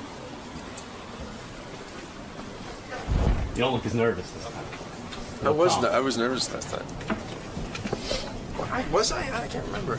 Well, it was your first time, and But he that made me whole feel thing. comfortable. Yeah, it was a good interview. I remember. It's pretty cool. So you're here with there's Dax. Big man. How's it going? Good. How you doing? Not bad, not bad. What's going on, Dax? You know, it's what time is it? 6:40. Yeah. You got a fucking camera right in my face. Yeah. So that's yeah. exactly How you doing? A lot better being on this side of it. So Would you wake up at 4 preparing for this? Yeah, exactly, for this wonderful interview. But hit and run. Yes, sir. Hit and run. That's what you're promoting. You better believe I am. And Pulling I'm the sure shit out of it. And I'm sure that's all you'll talk about today. Yes, hit and That's run. If something didn't happen in Just so you hit know, and you run, look great. there's no way I possibly look great. I know, I haven't it's received great. any makeup yet. We're actually cutting into my makeup time, and I'm going to look like shit on the. What's the name of the program we're doing? We're doing the Today Show. I'm going to look like shit on the Today Show all because of this interview. So maybe we Which should- goes where? To your fucking blog or something? Exactly. Where does this thing go? It's Howard TV, but I run it out of my So basement. maybe we give it a little. We'll give it a little time. Little breakage. All right. Now would be a good time to cut this up. Okay. All right. Good luck, fellas. So doing Bradley first. He broke up with Renee Zellweger 2 days after his last appearance here. Wait, so can I just say something, Howard? Here's the thing. He came here. He sat here. He knew it was over. So he's a big fan of the show. My question is, what's it like to do your show knowing that it's over, but you can't say it? That's what I really... Lie. Yeah, no, and knowing that he has to lie to you. I love that whole idea. All right, Dax Shepard and Bradley Cooper are in a movie together called Hit and Run. Both guys came in today. Look at this. Hey, what's up, man? Look at you dudes. Where's Dax? Duty or pee-pee? Oh, my. What's it? Dax, what'd you take a dump? Yeah. Hey, man, we work here. Not very Hey, professional. Good to see you. Thank you. Look at these two handsome fellas. Oh, thank Look you. at movie stars. All right. I love it. I love it. That's what I love. A television star and a movie star on Well, one couch. you're both in the same movie. Now, Dax, when you get Bradley Cooper to be in a movie, Yes. because you wrote this movie and you directed the movie. Yes. But Bradley's a tough guy to get because of the success of Hangover and all of that. His quote is very high. Yes. Well, so do you call in a favor? I absolutely do. And let me just Are say you guys that personal friends? Yeah, we've been Best- friends for over a decade. Best friends, pretty much. So how does that work? Do you ask him directly, or do you have to call his agent? No, I ask him directly. In fact, I call him and I say, hey, I want to do a car chase movie. I want to write a role for you in the movie. What do you think about that? And he says, yeah, I would love to do Yeah, that. but Bradley, what you have a quote. Why do you say that? Yeah, I mean, yeah. Can you say no to Dax? Could you have? I could He have. has. He has? To Yeah. what? Yeah, the most recent movie I wrote that we were going to do together, he said, no, it's a little bit too much like Hangover for me, for my character. And I go, okay, I totally respect that. And we are no and not problem. even for me, for the movie too. I thought that it would, because it's not like The Hangover, but there just are certain elements, and I think if I played it, it would do his movie a disservice. So you hated the movie Dax wrote, and you I didn't want loved to it. be. Actually, and it's going to it be was a great the same movie. character name, and no. Was it weird that the movie was called Hangover 3? And they go to Vietnam instead of Yeah, right. No, but that is an uncomfortable position. Zach and Ed said yes weirdly, though. You know what, Howard? They didn't think it was They're too in it. familiar. Yeah. But seriously, I have friends who ask me to do favors. Some friends who all they ask of me is favors. Like they have no other relationship with me but to ask favors. Yeah. And it's very difficult to say to a friend, no, I'm not going to be in your movie. But here's the difference. it's a no-brainer because you know him. He's one of the smartest guys I know. He's one of the most talented guys I know. I'm one of the most talented and smart guys you know. I don't know you that well. You know me well enough. Well, you're not one of. You're the most. You're the smartest. So he's actually doing me a favor, and it wound up being correct because it's a really you saw the movie. I love the movie. Yeah, I mean it's really good. I saw it last night. I enjoyed it. Oh, you watched it? Yeah, That's I loved so it. Flattering. Thank you. Yeah, no, I loved it. I thought it was great. And did Beth like it? Did she swoon? She didn't see it. What? She went out to a movie premiere. Oh my God! Oh, great! What movie? She went to see. What are you saying? She went to see a real movie? What are you saying? She went to see a movie in a theater.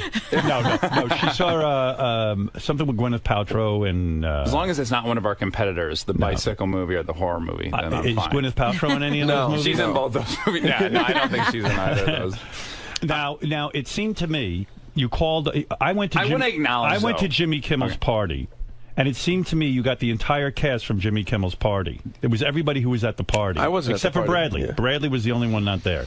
Right. Well, I mean, I think the only person in the movie that was at that party is Kristen. So I also Tom Arnold. Yes. Well, you're right. You're That's dead right. No, I went through it. Yep. You're right. Was this a party in Los Angeles? At Kimmel's party for Stern. That's the big right. party. That's right. I never heard about it. Yes. Oh, well, you'll come this year. Okay. Yeah, you have to come to the party. It is the party of the year. It really is the party. It's What happened I've been there? to a few parties. Well, what's amazing is you see A-list celebrities tooling around a party, terrified to talk to him. It's just a really fun I go to the dynamic. party and no one will talk to me. It's like when they all have fun. It's a party in your honor. Was it that for no your one speaks birthday, to or you. was it just No, because I never go to L.A. Jimmy uses that as an excuse to have people over to his house. Okay. Yeah. And that's it. But it's a really great party. It is Even a you fun agree because party. you've never wanted that party, and both I like times it. you've left in a really great mood. Bradley, you were in the movie The A-Team. Yeah. The A-Team was directed by a guy named Tony Scott. No. Joe Carnahan directed the A-Team. Why do I think Tony Scott directed that? Because they produced it. The Scott brothers produced it. Oh, okay. Yeah. Because the guy just killed himself. I know. We just read about that. Did you know this guy? I've met him once. And he's Ridley Scott's brother. Correct.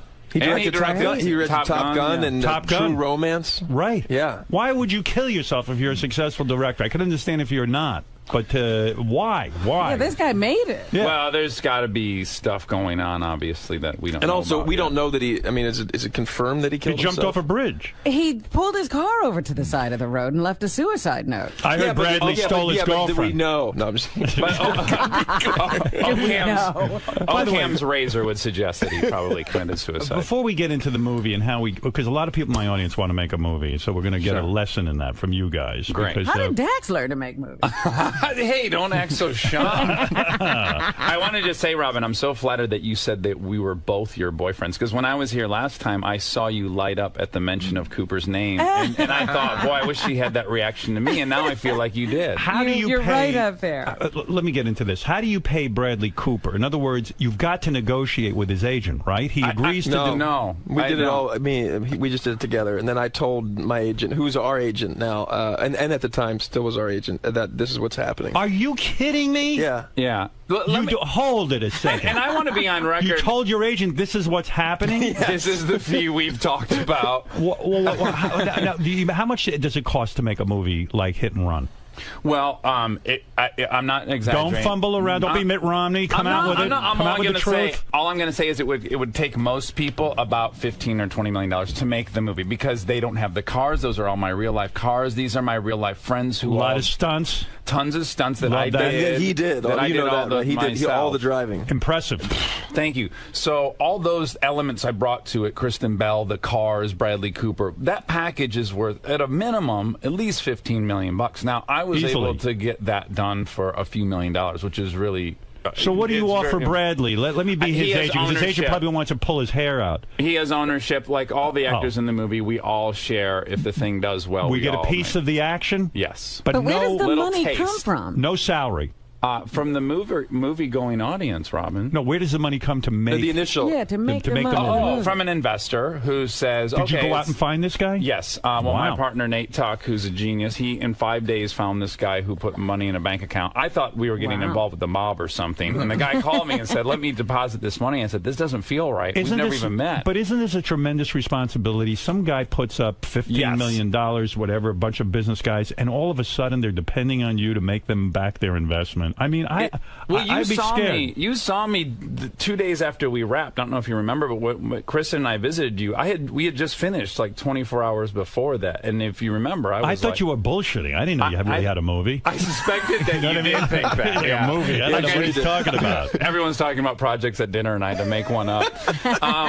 And do you get Kristen? Do you get Kristen Bell is your fiance? Yes, my lover. You will not marry her until gay marriage is legal. Yes, smart move. Right. Where? Everywhere? No, in California. Thank you for specifying that, Robin. On Mars, it's got to be legal. Very liberal on Mars. Why did you just say you don't want to get married? You know me. I would love to get married. No, yes, I would. Do you think he will? Would you think his relationship with Kristen Bell is going to last forever? I do. I don't. I mean, I don't know what forever I don't. means. Oh, Tell me why. Tell me why. Well, let's hear this theory. Because he would marry her already. Not true. Not true. He's hesitating. He's such a family guy. Are you kidding me? Have you been to his house? He's such a family guy, but he won't marry his girlfriend. Well, because they have this stipulation. Bullshit. Listen to me. I had that stipulation too, but I got married. No, Stern, listen to me. If we were around in the 60s and half my friends were black, I wouldn't have my fucking birthday party at the front of the bus. I don't know what you're talking about. I wouldn't have a party that my friends can't enjoy. I'm not going to invite that too. half my gay friends to join me in celebrating a right that they don't have. That's just not... That's not the right way to throw a party. I think you ought to marry her already. I don't care. Okay. I do. Maybe I'll do it on the secret. Bradley will never get married.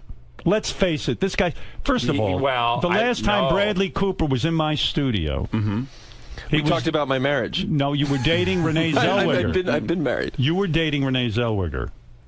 2 days later, after I point blank asked you, he obviously wasn't dating her. He wouldn't tell us. I said to him, how's it going? Thank you for remembering, Robin. I said to him, he's saying all these things. He said, I'm never going to get married. I've been married. We talked about it for 20 minutes. And then he said I was dating Renee Zellweger, which we never talked about. You would never do a Friends movie for free. No. Well, that's why we're here, Howard. You were dating It's Renee. like my mother. My mother only talks when she points. That's right. I'm pointing at you now because I'm calling you out.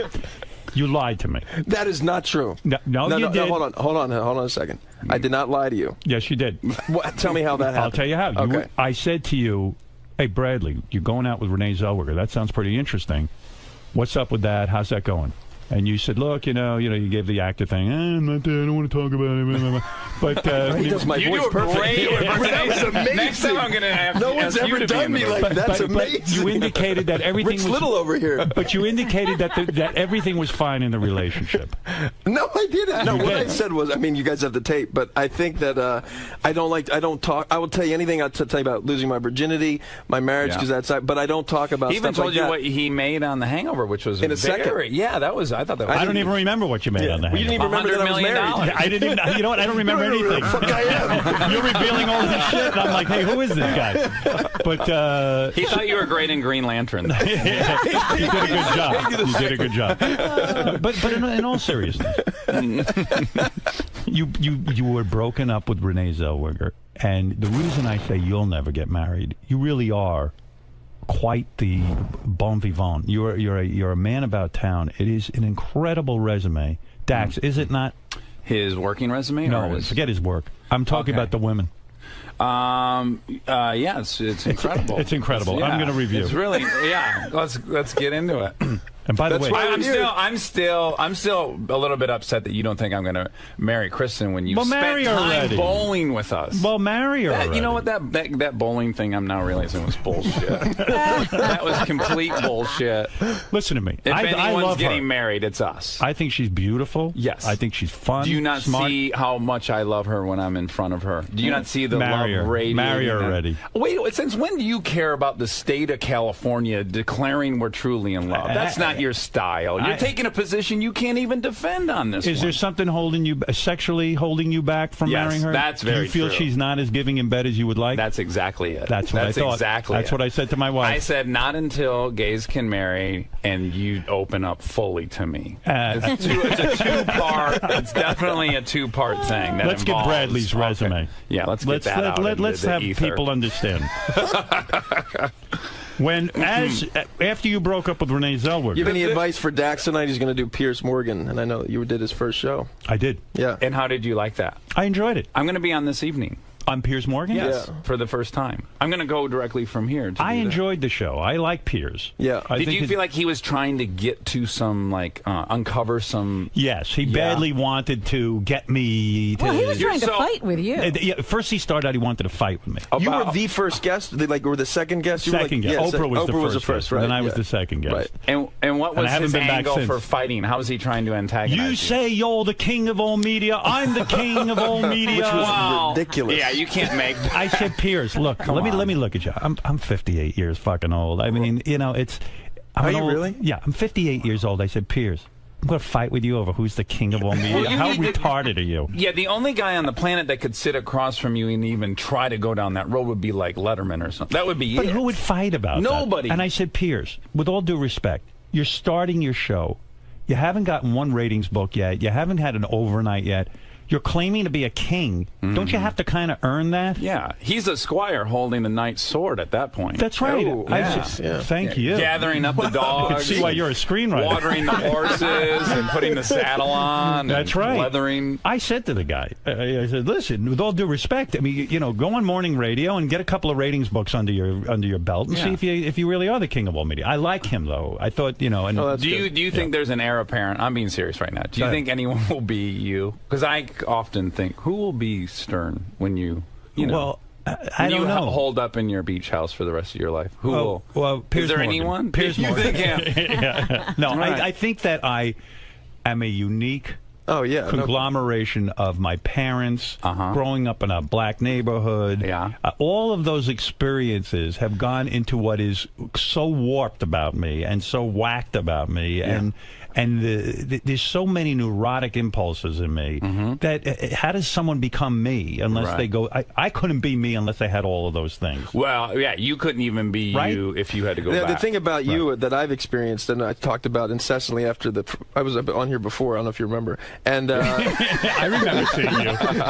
And was how and I hope this is a huge compliment, how kind your eyes are. So you can say the most biting things, but when the person's sitting there looking at you, you're doing it with no sort of anger. No malice. Well, honestly, though, there's no... I don't know if you used to have the malice, but that's it's gone now. Sarah Silverman pointed that out just recently. I don't have... You know what? In my family, words... My mother used to say words are meaningless. Now, believe it or not, they mean nothing to her. And she'd say everything was a joke. So nothing was done with malice. It was to get a laugh. It was not meant to be hurtful. It was meant to be funny. Well, and there are also going to be a lot of words. Because I grew up in a family where, words are all day long. And, you were going to hear 10 horrible things and 5 good things. And, none of them have any weight. And they wash over you. It's like, I remember reading Long Day. You ever read Long Day's Journey into Night? I did, actually. I'm embarrassed to admit that. But that is like a perfect reflection of that. I'm the only Philistine here. Because that's exactly what they do. They just rip each other apart, and then they love each other. And that was and my... Then they go to sleep. Howard, right. You also drink and go to bed. No, it's like a Pinter play or something where it's all nonsense. You also have the right, because you come from a place where you always talk about Beth. You're very proud of that. Like, I was listening to the Chris Martin interview that you did with him, and you guys both had excellent points. I could see why he doesn't want to be a product with his wife, and then I can see how you're so proud of Beth and you love celebrating her, and it's just two different points of view, and I could really empathize with both of them. So, because you're that way, you do have the right to grill me about why I don't just own up to Kristen. And does she want to get married? No, she feels the exact same way as me. She just doesn't want to. There's so few things that we could help maybe push forward a little bit, and this is one of them that we care about. All right, fair enough. Yeah. All right, let's get back to a couple of things. First of all, Bradley, by the way, and I do want to talk got you right off that list, Howard. I'll get back to it. Come on, Robin. Well, I'd be proud of the fucking list. I mean, look at the women. But Robin, when you were going to land yourself on that list until that comment. Bradley, did you play? I kept texting her. She doesn't text me back. Did you play the Elephant Man in a play? Yeah. Yes. That's the role I want. Really? Oh my God. Let me do it. Let me do it for you. I remember. Wait, hold on, Howard. Yeah. I remember when you were doing the thing about Jackson trying to buy his bones. Yes. And you were saying that you would do the best retarded person in a movie, and that it's so easy. Yeah. And you said anybody can do it. It's faking. Did you have to audition for the Elephant Man, or do you just get the part? It wasn't actually. It was a summer theater festival in Williamstown, and we kind of put it together. It was my idea, so I got friends to come and do it with me. Oh, I don't know how you played the Elephant Man, but can I do it for you? Of course. This is how I would do it. This is going to be Let me get it. Do you mind if I take my pants off before you begin? No. Okay. Oh, yeah. kindness is so beautiful. Thank you. What do you think? It's Let me see actually you. super good. Let me see you do it. No way. Come on, man. No, it doesn't work like that. How did you do it? I mean, I did. I mean, I don't know. Here's the thing. Did you put the voice on? Or? Yeah. Did you make a fucked up Yeah. face? Did you have makeup or No you makeup. No, I don't mean makeup. No, but not. I'd be like, you know.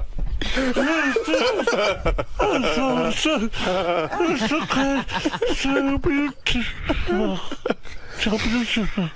What do you think? You keep saying the same thing. What is it? That's all I know. That's all you ever fucking He's know. meeting the actress. Well, give me some shit to say. I'll say it. Is that an actual line from the play? I don't know. No, it should be though. It really sounds like the moral of the story. It's so beautiful. Well, don't you remember the scene where the beautiful actress says to him, "Oh, you look so handsome," and he goes, "The truth."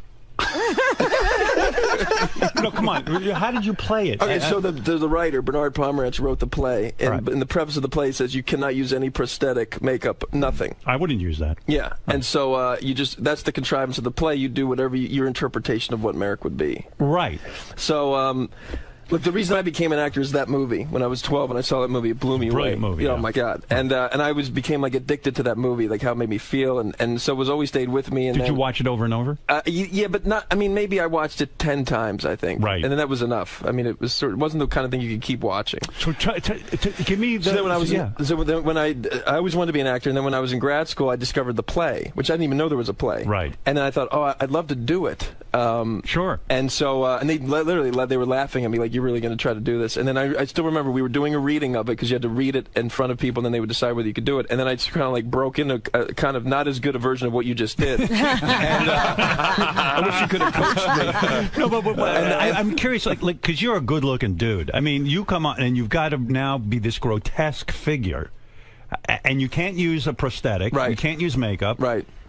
So what is the face? Do you twist your face? Yeah. And you put on I'm a voice? not kidding. It's the idea of what you were doing, basically. Let me see you do it. I'm not going to do it. I'm not going to do it. Don't fuck with me. I'm not fucking with you. I'm not going to do it. Come on, let's go out and fight. Have you guys seen the stage production of Danny DeVito's Why Life won't Story you do it? starring Manute Bol? Have you seen with Manute Bol in the lead as Danny DeVito? It's so good. Have you seen it, Coop? Oh What is my this? God. It's the Danny DeVito story, Right. and it's on Broadway. And it has Manute Bol. And Manute Bol is in the title character, Danny DeVito. Perfect. Bradley, wait. The tallest man in the world. I actually believe that. But Bradley, why won't you? You got good reviews, right? Yeah. Bradley, why won't you do the Elephant Man? Honestly. It's Maybe it's a real cheat. You mean why I want to do it right now? Yeah, why won't you? Because it would. I mean, it sounds so cheap. It's so stupid. Let me hear this actor stuff. But it's not. Yeah, go ahead. It's not really, and I'm so not. Look, I break into the Elephant. You tell me Elephant Man, I break into it. Yeah. Why won't you do it? There was some reason you won't. You know how to do it. You've done it. Because it's like you have to become the character. No. It's like because he was a real guy, right? This guy Joseph Carey Merrick, and I kind of like I love this guy. And, right. So an homage. It's not though. It's like, hey, look at this trick. It's a parlor That's trick. what it feels So like. how does one get to see you do the Elephant Man? You got to come to it. He did it on the whole plane ride here. I just want to say. I think it has something to do with Do you do the Elephant Man? Yes, the whole ride. Do you do it? He kept ordering Diet Coke. I love a Diet Coke.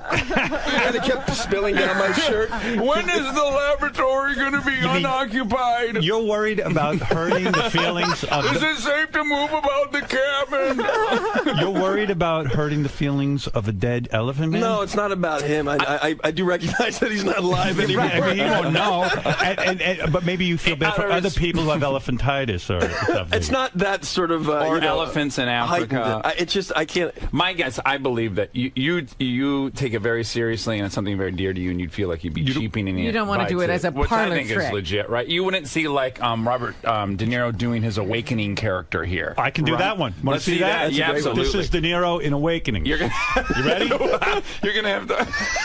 Wait a second. It's the same guy. Wait, I didn't know De Niro was playing the Elephant Man in Awakening.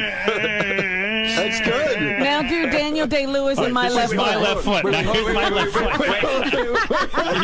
Here's my left foot. Honestly, I break right into it. You're also doing Rocky Dennis from Mask right now. How's